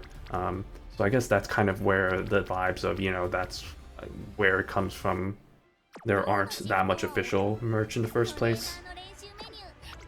Yeah, all the stuff I have is from Comic-Con. Yeah, exactly, right? It's like there aren't really any official stuff. I mean, they have the games, obviously, but not really too much other than that. This is terrible. I'm doing dreams. Okay.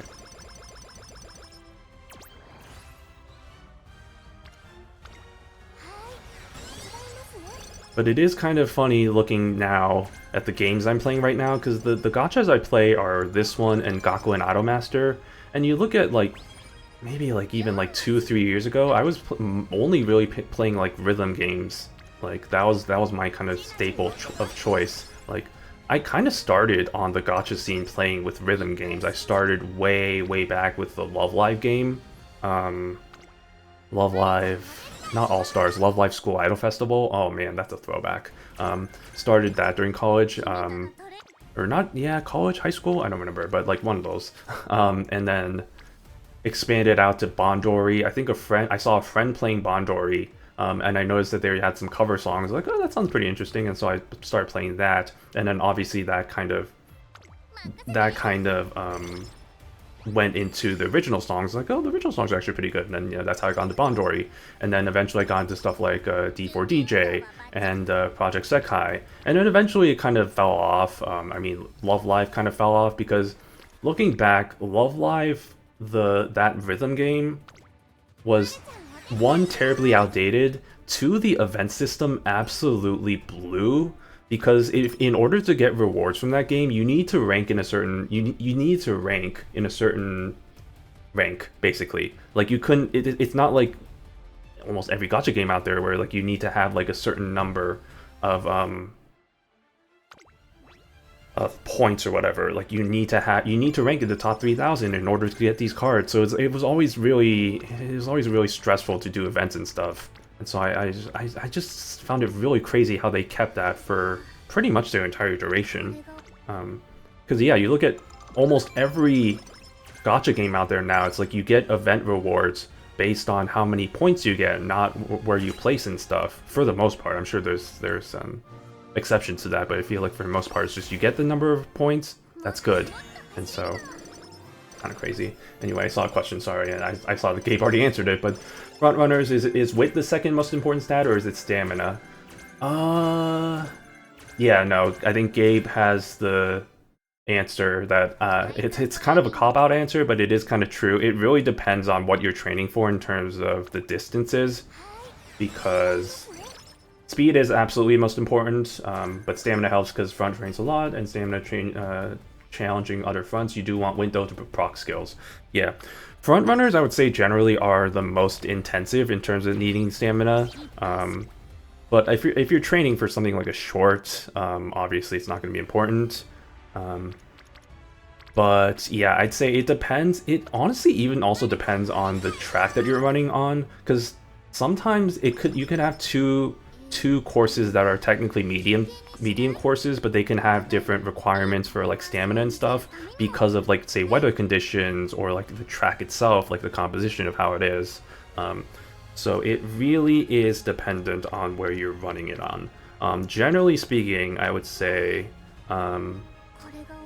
I'd say if you're going for medium long, I'd say stamina is more important. If you're going for short, that's where stamina just really is not a priority at all. If you're running a mile, I'd say have a decent amount of stamina, like maybe like, don't go like, like under like 300 or 400, but like, I'd say at least 600 at this point in the game for track blazer purposes would be good. But generally speaking, yeah, stamina is a very heavily dependent on how that is.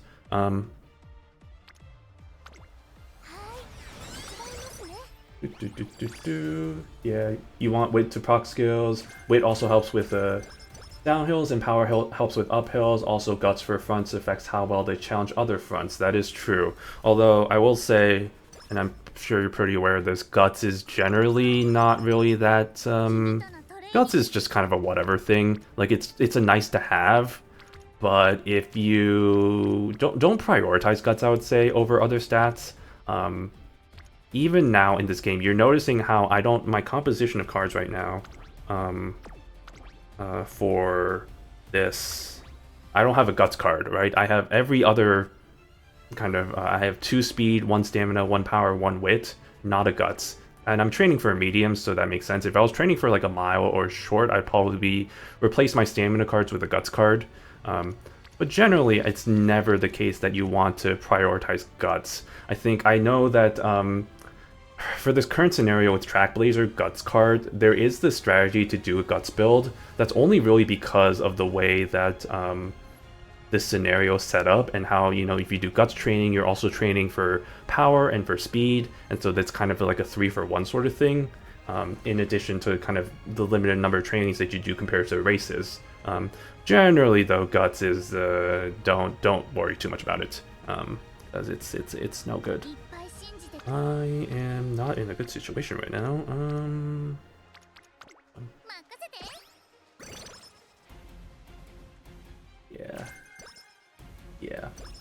Yeah.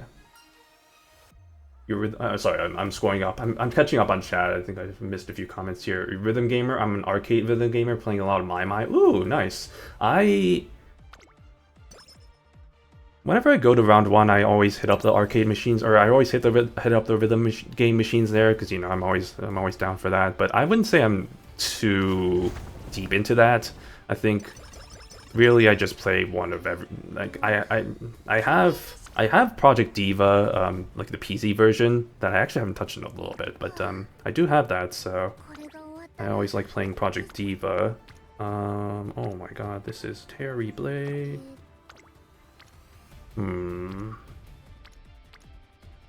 I just want to do this one. Here we go. Also, wait, I didn't pay attention. Did we get a dirt? I don't think so, right? Let me check that right now. We did not. We got S Mile.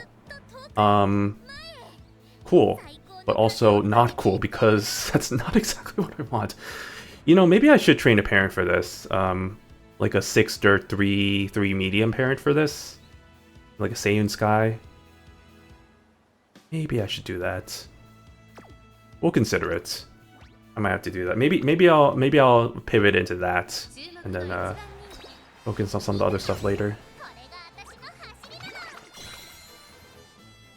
But yeah, no, Project Diva. What else do I play? I mean, Taiko no Tatsujin. I don't know if that's more of like a workout thing. I mean, that and DDR. I mean, I have a friend who plays a lot of DDR. I know when he was back in the area, because he lives way in the East Coast, but he grew up in this area, so we hang out occasionally. And we went around one time, and he was talking about how he does a lot of DDR. And so we did a lot of that, and I did like a few games of that, and I sweat really easily. So like I did like 1 or 2 games, and I was just like, oh my god, I'm done, I'm dead. I'm tapping out, goodbye. But it is good exercise for what it is. I mean, it made me realize I need to frickin' do a lot more cardio, which I definitely do a lot more of nowadays. But I don't know if I can get back into that.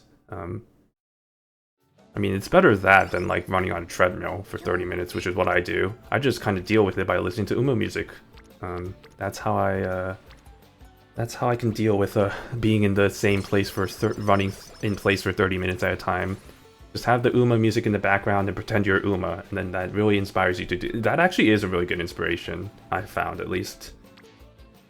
Whenever I do running. Tried getting into DDR, just couldn't. That's fair. I feel like there's definitely a point. I mean, the easy levels are obviously easy, but there's definitely a certain point I feel like where it's just like it's a lot. Like you definitely need a lot of practice. It's a lot of notes hitting at you at once, which is, I mean, I guess you can say that for any game out there. But it's harder for this one because it requires you to move your body to the music. It's not just like, oh, let me just move my fingers to whatever. A little bit of a different mindset there, I guess. I don't like any of the streams. DDR is hella fun. I always go on it when I'm at round 1. I would too if it wasn't for the fact that I end up being a sweaty mess afterwards, and then that just means I'm all gross and stuff, so I don't really do it too much. But if I'm, you know, don't have to go anywhere after it, then yeah, you know, the only issue is, well, not issue, because the round 1, there aren't that many actually, no, I shouldn't say that. There are a lot of round 1s near me. There aren't any close ones. I think the closest one is 25-minute drive, 25 minutes, which isn't really that far, but I figure, I don't know, I might as well just do more stuff that's kind of local to me rather than just drive all the way round 1 to a mall. Which training do I want to do here? This is a question. I'll do this one. Do wish Uma songs got into some rhythm games. I just love those some rhythm games have a whole ass section for Toho songs. Yeah, no, that is hilarious to me. It's like it's just a whole section. I'm like, oh, Toho, here you go. But yeah, no, I do also kind of wish Uma was more prevalent. I understand why, because, you know, licensing is a bitch, you know. If there's anything I've learned from the anime industry, it's that licensing can be a pain in the butt. So I can totally see why they have struggles with trying to figure that out. But it would be kind of nice to Uma Pyoy to some of the kind of the rhythm games that are available there. And I mean, obviously Vocaloid has the huge presence where pretty much it's always like a section in like a. I mean, that's different though, because Vocaloid is, I feel like it's just it's its own huge section, like its own genre of music. not even genre. It's a medium actually, if I really have to be honest, right? Because it's like it can encompass a whole different breadth of types of songs and stuff. Like there can be happy songs, there can be like meme songs, like the meme songs. There can be like sad songs and melancholy. All that. It runs the whole spectrum. So um, they did play Taiko no Tatsujin in one of the Pocket Lives, if I recall. That probably checks out. I could definitely see that being a thing.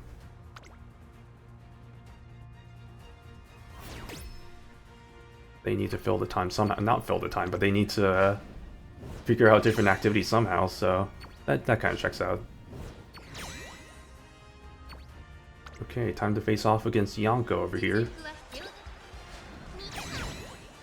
Alright. Gucci. Okay. I think I'm gonna pivot. I'll do one last run. It's already almost been 3 hours, which is kind of crazy. I said this is gonna be a short stream, but it turns out it's gonna be about the same time as my usual streams. We'll do one last run. I'll pivot over to the parent side of things, which is crazy because I never build parents, but like I feel like this might be kind of necessary with how it be, because it is what it is, if you know what I mean. Is that Long Chan.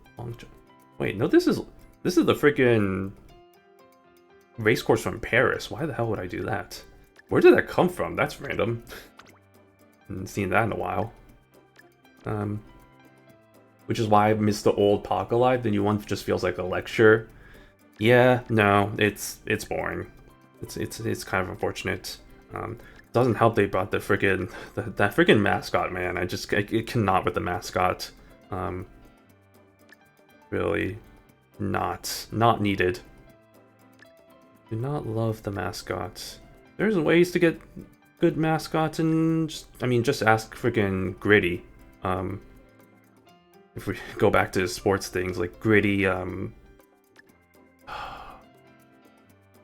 Flyers mascot, it's one of the I think a Philadelphia, it has to be the Flyers, because I mean Phillies have the Fanatic, and I don't think the Eagles would have that random, but there's good mascots. There's also a lot of bad mascots, so you know it's gotta do it right.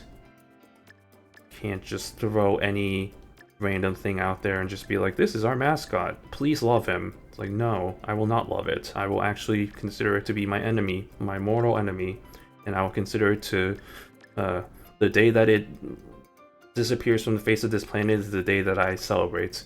I love how everyone hates the horseshoe. It is kind of crazy how universally hated it is ever since it got debuted. Because it's like, oh man, it's like people can be like, oh, I can kind of understand why they're doing the Kaba section, you know, get people more involved in that. But like, fuck that horseshoe, man. It's like, why do nobody wants that? It's like, very universally agreed upon. UA3, alright. We're not reaching the US's today, but that's okay. That's okay. Alright, so let's pivot over to the parent build side of things. And if we're going to be building parents, I think the best parent that we could probably be built. Why am I still have a notification? Probably because I didn't accept my rewards yet. Oh, we get 10 Rosette ribbons. We get 10 Rosette ribbons. Look at that. Okay.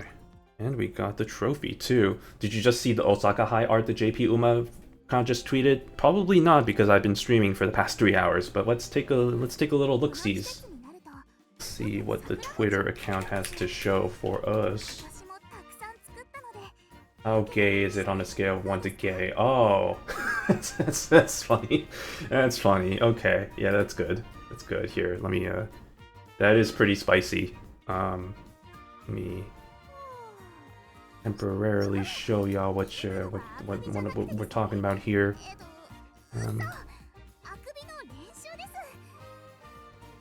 This one, yeah, that's funny. I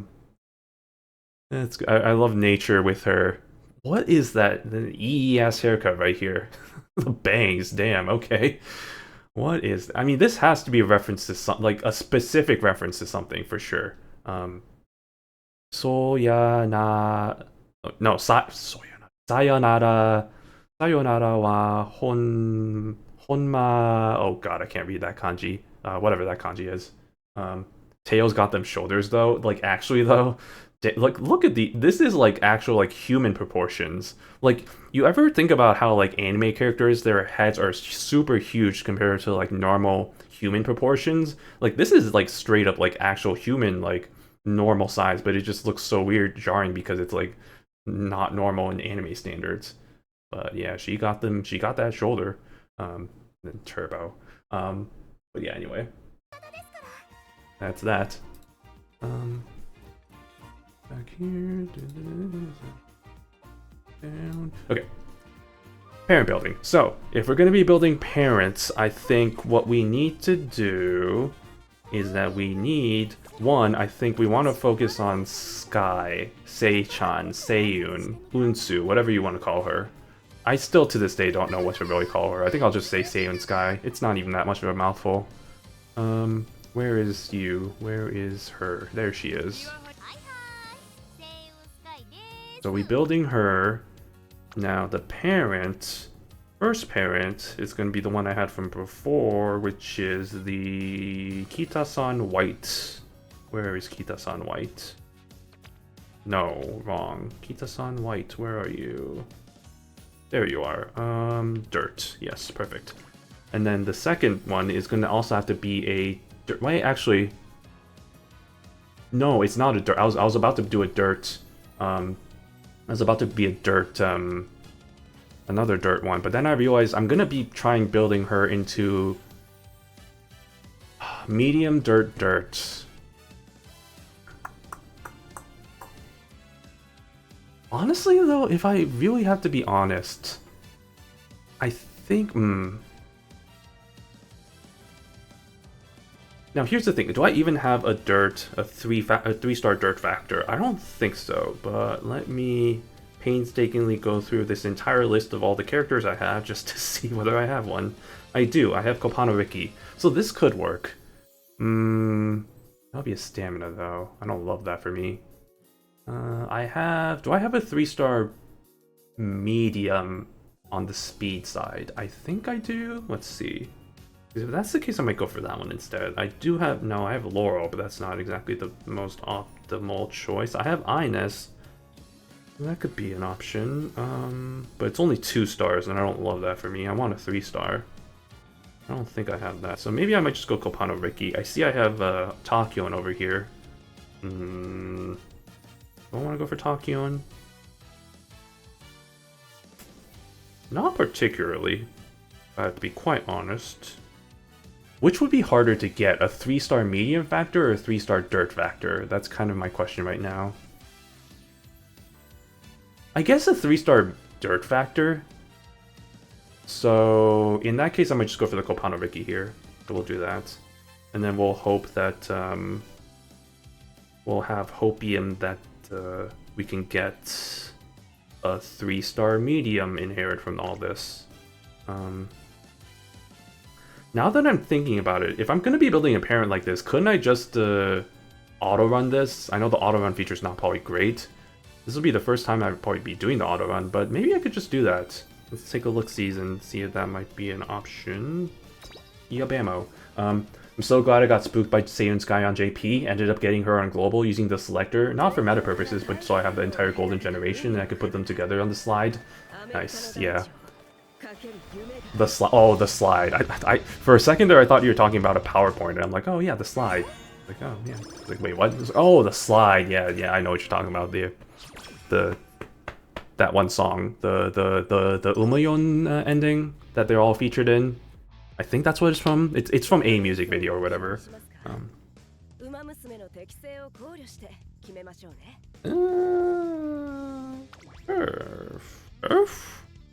No. Classic. Classic? Classic. Classic. Yeah, it's that one? Okay, so I did remember correctly. Good. Yeah. I remember from the memes as the slide of happiness, because like even all the Depresso characters like Ayabe and like Aruvu and all both admires go down the slide all happy and stuff. I'm gonna try something that might be really crazy, and it's called auto run. Oh, good heavens! Oh, good lord! Yeah, I can't read Japanese, so like this is all I can kind of read it. I mean, this is weak, mid, strong. Um, Fuck it. I'll figure that out later. We'll dry run first time. We'll just do this, and I'll set up the inheritances later. I was so happy when they added that concert to Global. I spent quite a while putting all my Oshis down that slide. I had leftover tickets for the parent. Wait, did I? Did I have leftover tickets? If that's the case, I could have just done that. Hold on. Hold on. Oh, wait, hold on. You. I don't think I did. I think I used up all my tickets already.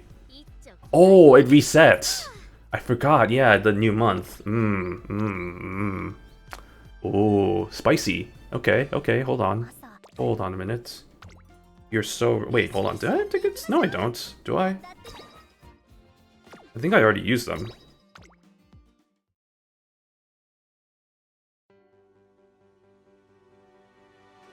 Did I? I'm confused. Oh, we're doing Beyond Dreams. I'm not actually sure if this is gonna do what I think it's gonna be doing. Where is... What? Oh, okay. I was like, where is it? I'm in a weird sort order. Level. Where is Saiyan Sky? There she is. Do I not? Yeah, I didn't think so. Yeah, okay, I don't. Do not. I already used up all my tickets, unfortunately, for nefarious reasons. Mainly because I realized I didn't have any good Kita parents. I was like, oh, I should probably fix that, and then I used it. So that's RIP. The good old whale tactics. I mean, I guess I could get the Uma ticket thing, whatever, if I really wanted to, but I'm not that whale, so I'm just gonna be like the rest of the plebeians and do my own parent training. Yeah. All good. Us plebes with our lackluster, our non-optimal support card lineups. You know, it's the pain, the suffering. It's okay. It makes it all better when, you know, eventually we end up winning the CMs over the whales. And, I know we can only dream, but maybe someday. I thought she failed that for a second, for some reason. You.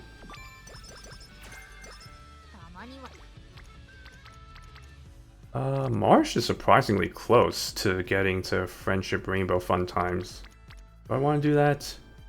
The only problem is then I need to also have Air Groove ready, but she's not even close, so I kind of want to push for Yonko here. Yonko Abayan, as we like to call her. Or I like to call her, nobody else calls her that.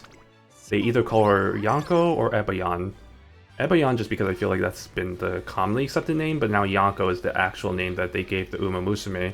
And then people realize, oh wait, they do also call her Yonko IRL. So either one's acceptable. It's not like a situation of, it's not like a Adobe versus an Ayabe situation where like Admire Vega, the real life horse, is nicknamed Adobe, but the Umamusume version is Ayabe, which I kind of prefer Ayabe a little bit. It rolls off the tongue a lot better than Adobe, for sure. But Adobe does make more sense because it's Ado Maya Vega, right? Instead of Ado Maya Vega, right? That's just like a random combination of the words there. I love Ebayan though, because it's literally just the shortened Ever Young. Yeah, because Ebayan is kind of the same kind of logic there as like Adobe, right? It's just like the shortened version, or Ebayan. But like Yonko also makes sense because it's like also Yan. It's just the Cole added to it, which is the character for child. in Japanese at least. Same thing with like Falco, right? Because it's like Faruko, which is also kind of funny because it's Faruko, which sounds like it's just Falco, like shortening for a name, but it's actually just Faru, and then like Ko, like the character for child, which is pronounced Ko in Japanese. So, fun facts, fun Japanese facts. Go for this one. Same with Vin Variation. Yeah, that's also a fun one, and it's funny too because Shion actually does sound like a real name. I like the ones that are kind of a bit more creative, rather than just their shortened name, like L, or I don't know. But sometimes it does work, I guess. Other times it's just weird.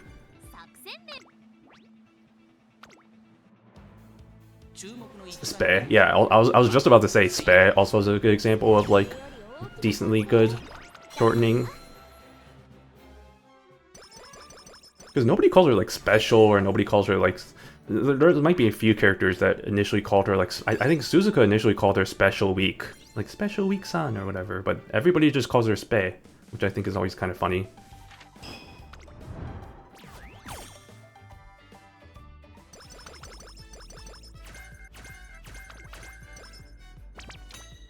Or like Poke-kun, right? Like not Pockets-kun, like Poke, Jungle Buckets.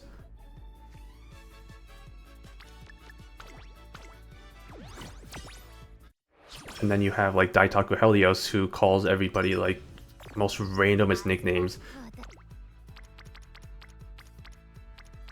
I mean, you have the obvious like Pamachin, and you have like I mean Oljo for Daichi Ruby. There are some really random ones. If you go into some of the pages of like nicknames for like characters that interact with Helios, so like KS Miracle and like Yamanin Zephyr. And I think Ines too. It's like she has all these random ass different nicknames. I like Northlight short end to Fuchan. In a similar vein, there's also a Buchan, right, for Buena Vista. Although most of them call her Buena. Similarly, I know everybody calls her Bakshino or like Bakshin, but there's also some characters who call her Bakuchan, which I think is kind of cute. A whole bunch of nicknames, you know. It's a fun thing about Umamusume, you know. They have random ass names that, you know, are mostly like English, so it's like kind of, I mean, some of them are Japanese, like, you know, you have Nakayama Festa, so it sounds like actual like Japanese names, but like coming from like actual English words, so it's like you have these weird ass nicknames like Brian and like Rudolph, you know, ones that are like masculine words where it's just like, nah, this is just describing this horse girl.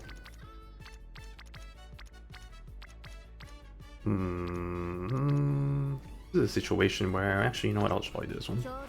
Still trying to think of a nickname for Koi du Nord. Nord? Koi? I don't know. Yeah, that is one. That is one that's open-ended. Best I can come up with is Kudu. That's also pretty good. Unfortunately, I think they're probably going to go uncreative and probably just going to be like Croy. They're probably just going to take like the first one or the second one or the last one, so they're probably just going to be like Croy or like Nord-san. Like, it's just not going to be as creative. I think where they have to be creative is when there's like very similar names. So like, for example, like Gold Ship and like Gold City, like Gorushi and like Shichi, and like, and then there's Tap Dance City, and then there's Espoir City. So like Espo, but like very similar names, not necessarily like kind of same names, like the crown names, like the Mejiros and the Satonos and all those characters, but just like very similar names, like KS Miracle versus there's a whole line of characters that have like similar names of like Kiseki or Miracle, so like KS Miracle, Hishi Miracle, Kiseki, Fuji Kiseki. It's just like a whole bunch of stuff there. Names are fun. Names are fun. And notice how I didn't even bring up that the he/she who must not be named, because we will not get into that topic. I didn't bring up until now, I guess, but didn't have to. Because she also has a whole bunch of nicknames. I think it's kind of fun. You actually avoided the subject. I know, right? Amazing. I actually avoided it. To be fair, nobody brought it up, so, you know, that probably helped. But I'm learning. Wow, amazing progress. Anybody who's watching right now is like, what the hell? It's like, who's not using this is like, what the hell is she talking about? I'm not gonna get into it. But yeah, Machi-tan is a cool name. That's what I'm saying. Like, Tannhäuser is such a cool name. Like, Tannhäuser. Like, it's such a good pronunciation. I'm so bummed that nobody actually uses that pronunciation. But I digress.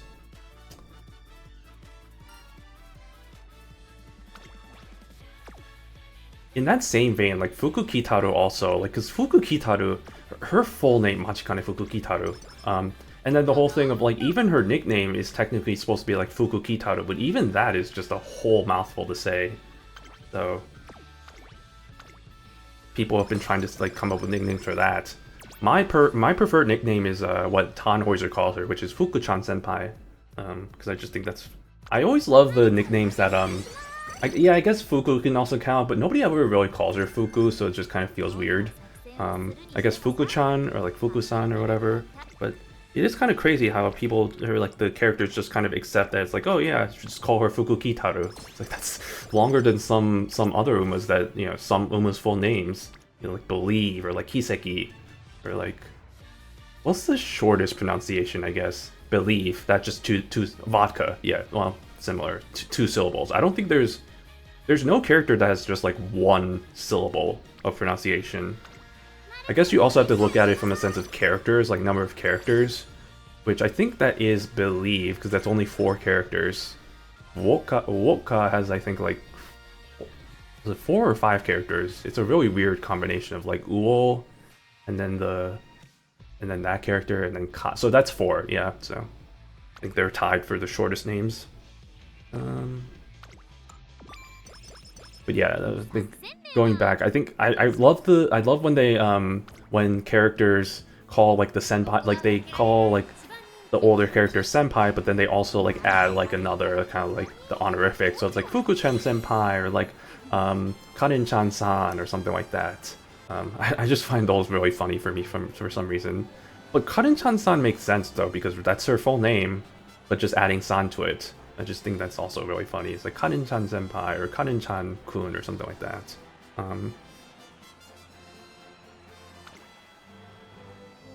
What also is kind of funny about that is, you know, now that we have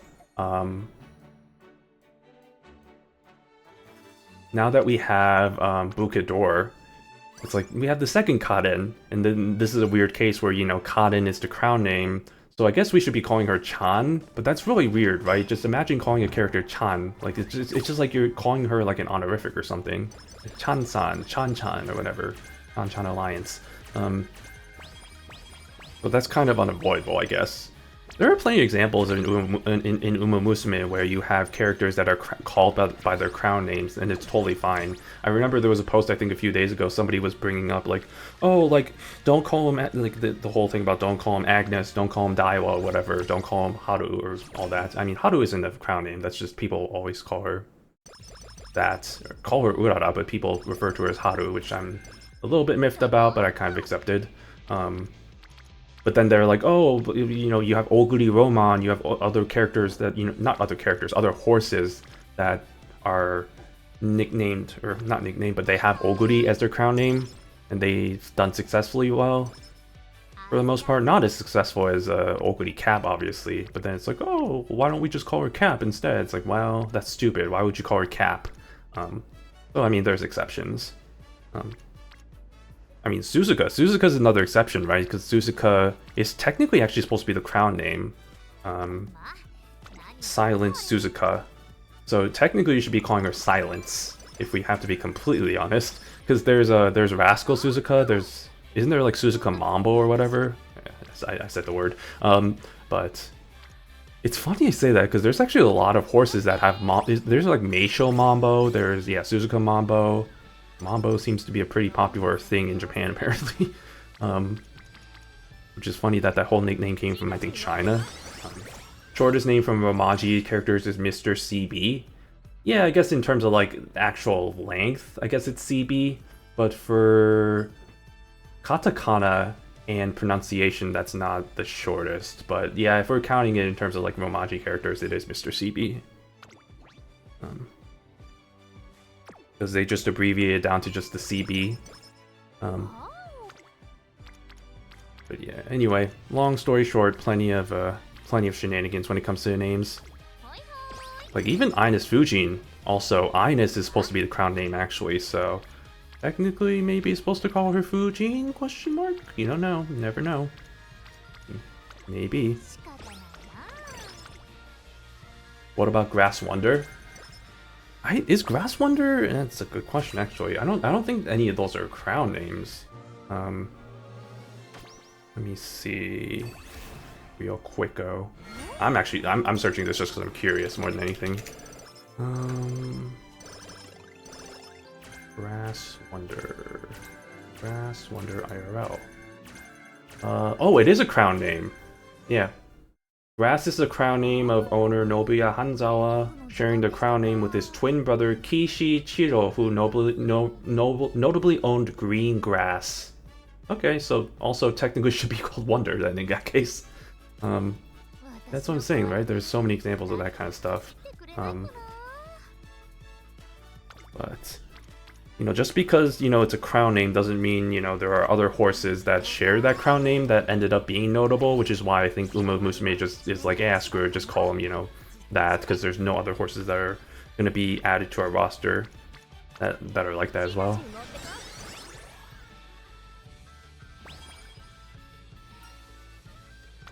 I'm trying to think of like examples of horses that don't have a like just don't have crown names. I mean, I guess Vodka, right? Because there's the whole story about how you know, obviously her father is Tani no Gimlet, and Tani knows the crown name, but the owner decided to call her Vodka instead of like Tani no Vodka because he wanted her to be stronger than all of the respective, like, kind of the parents and all the generations that came before her, which is honestly a badass story. And it actually came to life because, you know, obviously she achieved great stardom, so it all worked out. Only other character I can think of is E91, Cheval Grand. Cheval Grand, right? That is a good point, because yeah, I wonder if that's a crown name. Time to do more searching, I guess. Hold on, E91.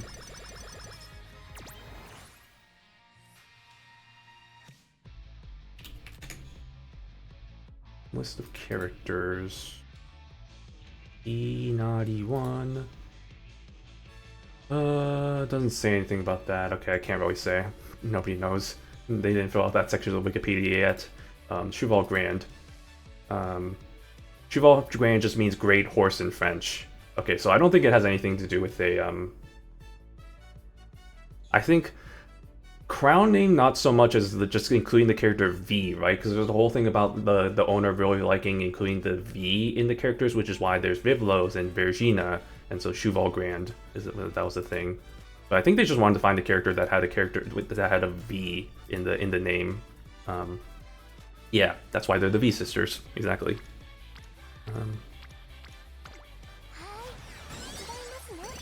But yeah, there are cases where it's not necessarily crown names and all that, because it doesn't have to be that you have to have a crown name. It's just more so kind of convenient for the number of horses that are usually owned by all those stables and stuff.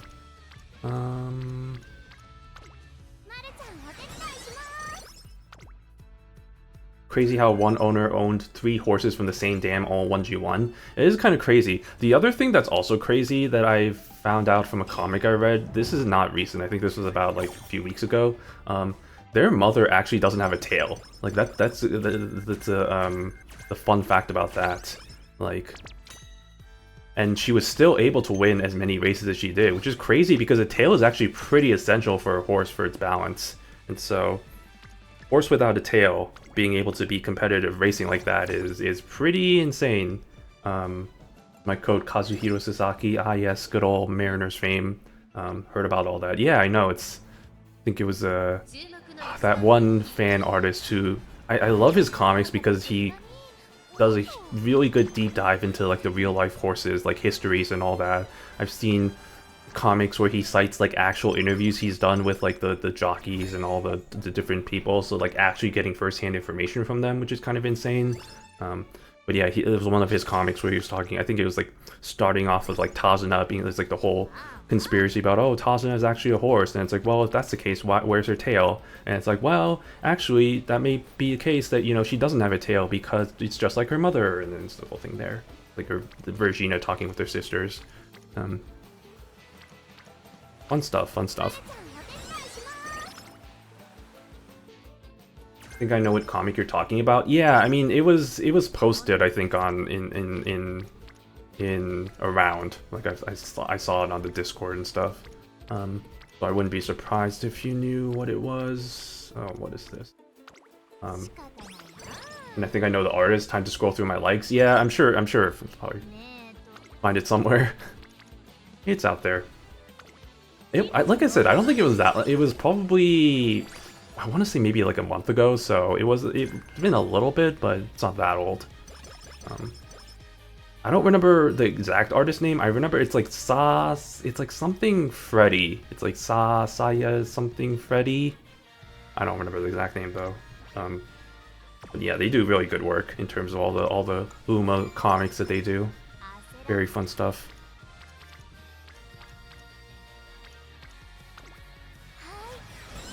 My likes are so full of V-Sisters, rulership, and Shion. Absolutely valid. Absolutely valid. Gotta build up your algorithm somehow with the occasional Toho art. Oh, yeah, you know, you can't forget your roots for sure.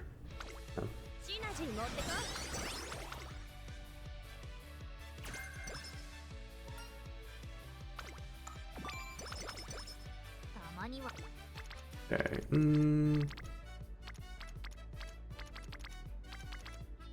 You know, honestly, I was gonna go into this whole thing about, man, this run isn't really doing that good, and then I realized I'm not really building this run for. It's kind of weird because I'm not building this for actual competitive stuff. I'm building this as a parent.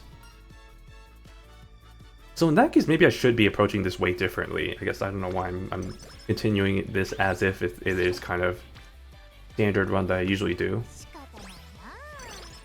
I have to look. Here's the thing. I think I mentioned it previously. I don't really do parent runs, so I'm not really well versed in how to approach it and all that, and what to do differently from normal runs. I'm sure there's different ways to approach it from the normal runs, but I'm just not really too. Again, don't know too much about it. I'll have to read into it if I'm going to be trying to get serious about this. Want Spark reroll on Global? When did it even come out in JP? That's a really good question. Not anytime soon for English, unfortunately, if I remember correctly. I want to say it was pretty maybe like 2 years ago? It definitely wasn't a while back. It was recent-ish, but it wasn't recent. It wasn't like last year or anything, or like not even 2024, I think. So I don't remember the exact date, but it's gonna be a little bit that comes out on the English side, unfortunately. If I had to give an educated guess, I think it would have been like 2-ish years ago. So, but that's just a little bit of a hunch I have. I'm not sure if that's the exact date.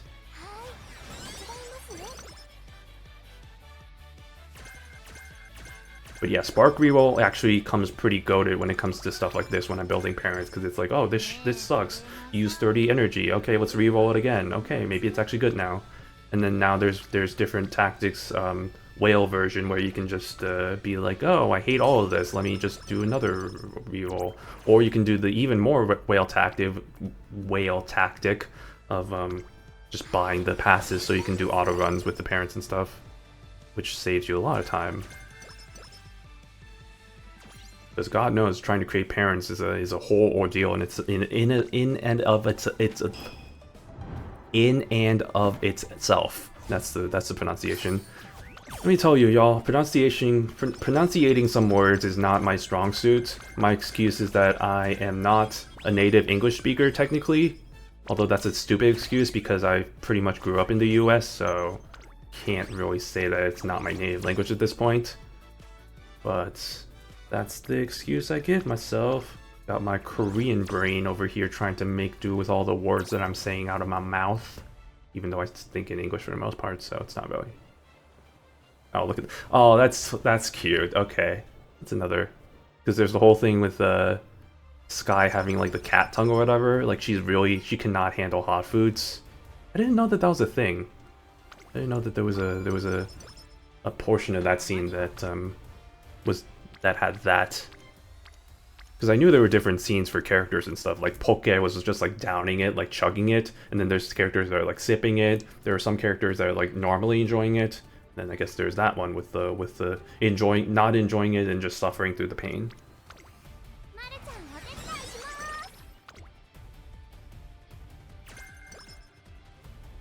Oh, Marsh, maybe someday you'll come out.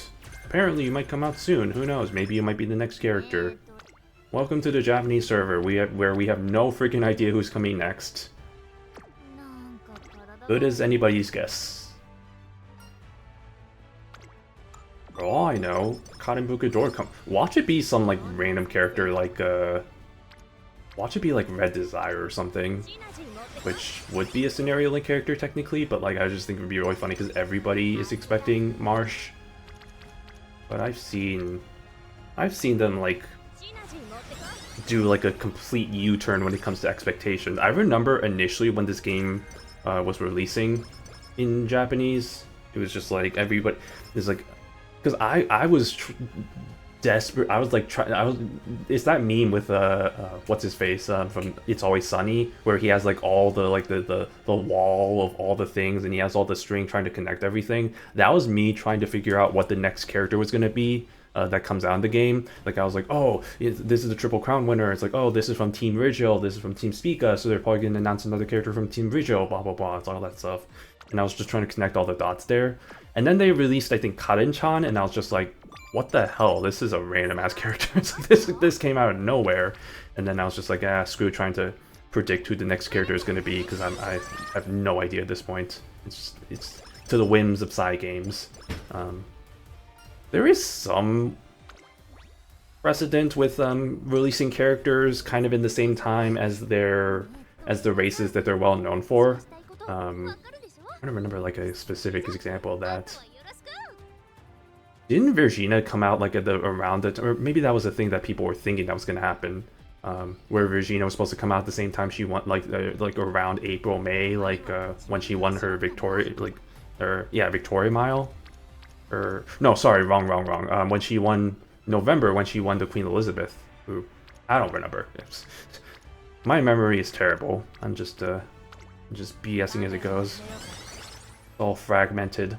Everything's just all blended into one coagulated mess that sometimes pops out with some good insights, but occasionally just is mostly just like, I don't know what's happening.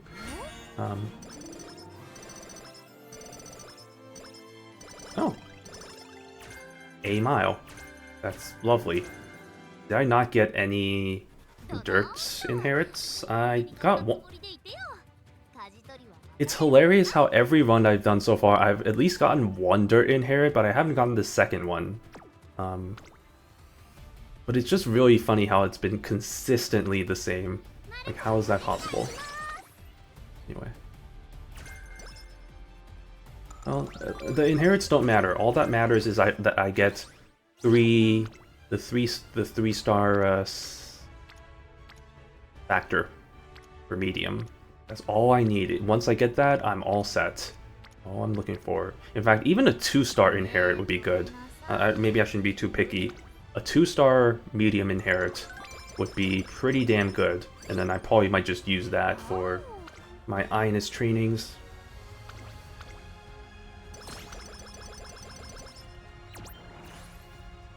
Okay, at this point, should probably focus on that. Probably focus on all that. Again, don't know if I should change my strategies with this parent farming instead, but I'm just going to kind of approach this as I normally do, and hope that that's good enough.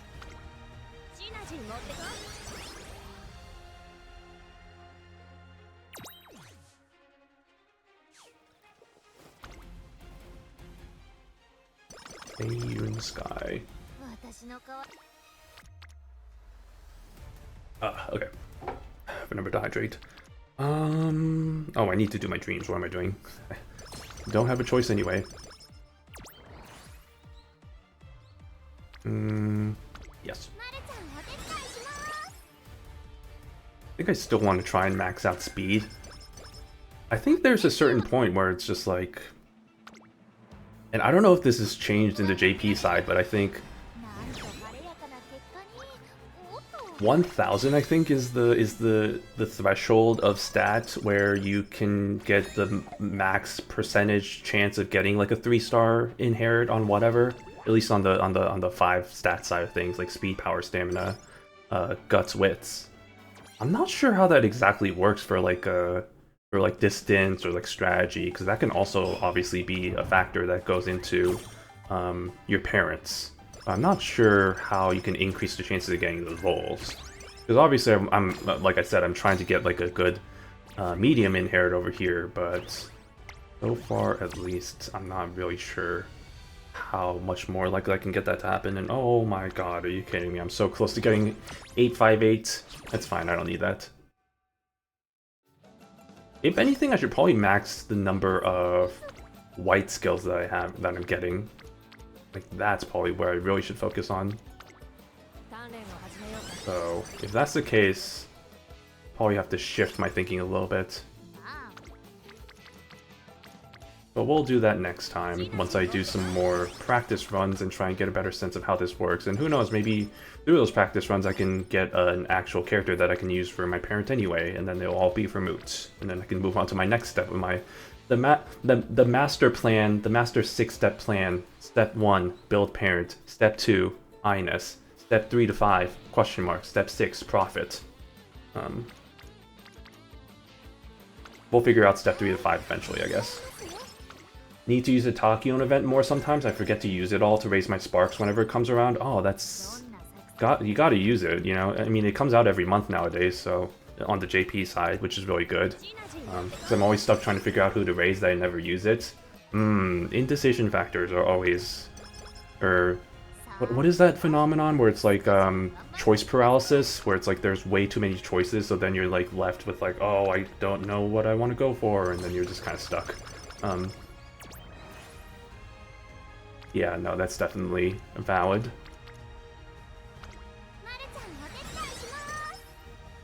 For me, I'm just like, I just look at who I have, and I'm like, oh, is any of these like kind of good enough, but like maybe might need like, if I look at like any of my 2-star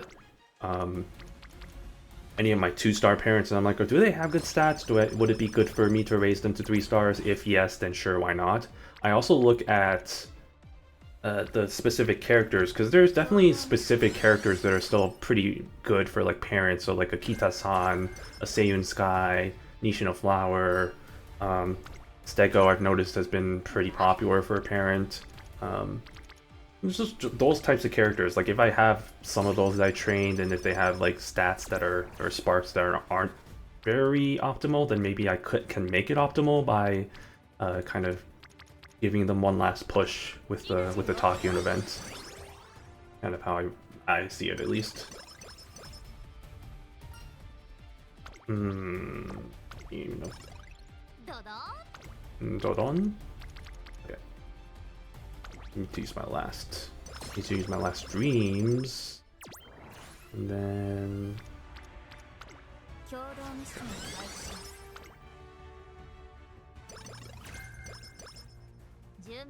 Alright, let's go to the race. And then let's see how this whole parent shenanigans ended up. BC Distaff. BC Philly and Mare Turf. Yeah, that's the race she is in. There we go, won by a neck against Ebayan. Ebayan Yanko. Everybody's favorite new Umamusume. Yanko Ebayan.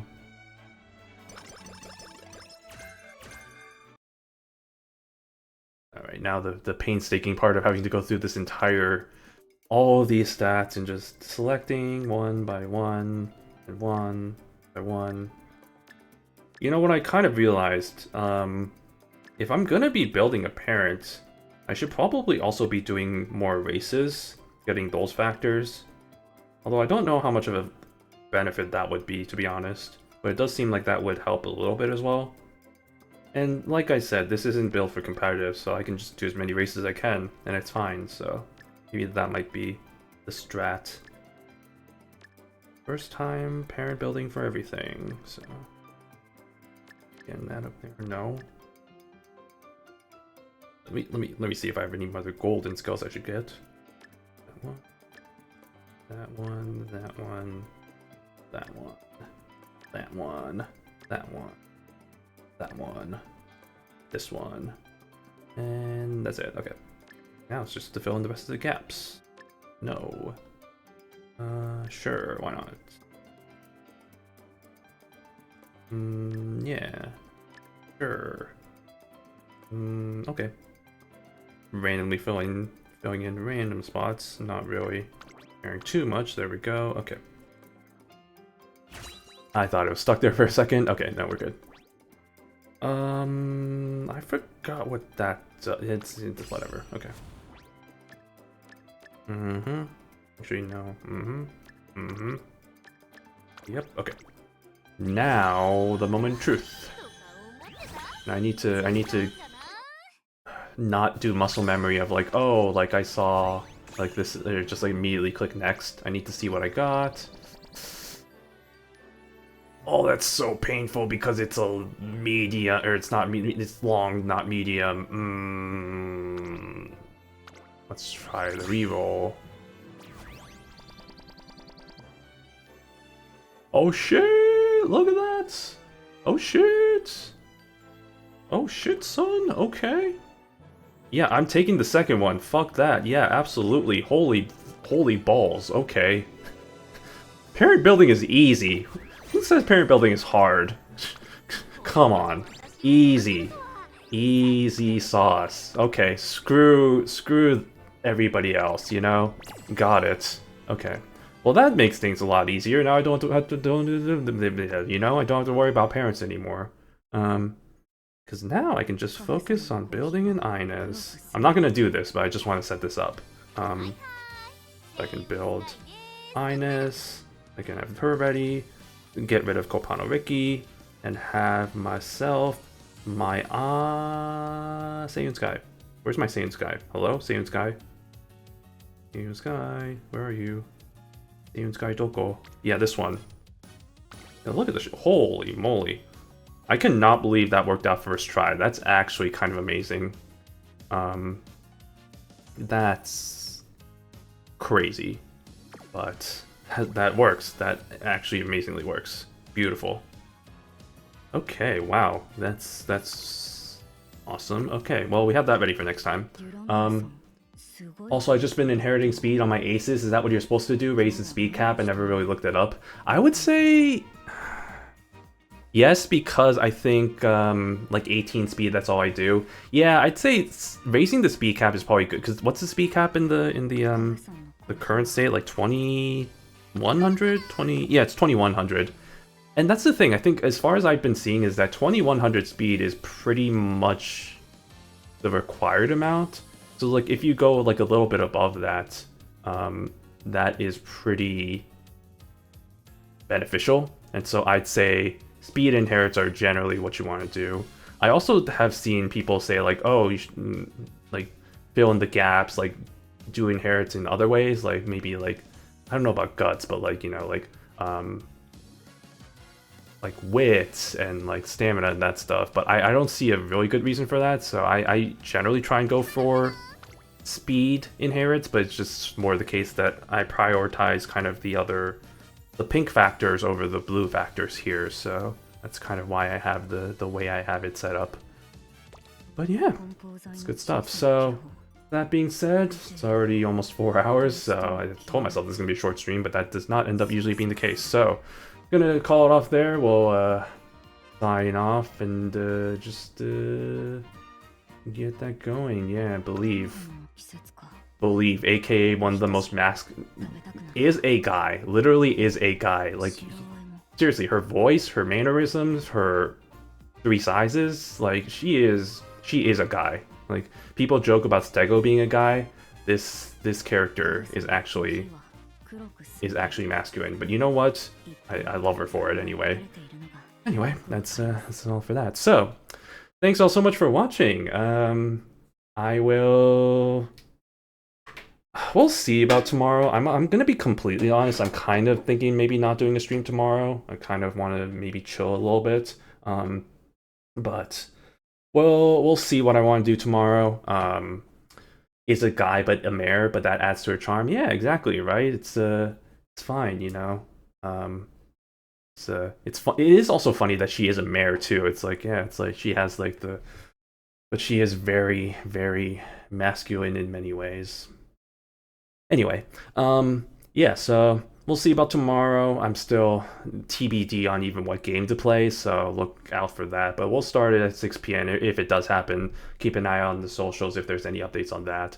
Otherwise, there's no other huge updates, no kind of mass cancellation or anything. I think the next time I'm probably not going to be streaming is because I'm going to be away at like Fanime and like Offkai Expo, but that's not going to be for months or like weeks, so we'll deal with that when the time comes then. But till then, see you all next time. This has been Shino the Penguin. Thank you all, and hope you have a good rest of your Saturday night or whatever day time may be. And hope to see you all in the next one. All right, pull up my music. There we go. And there it is. Bye bye.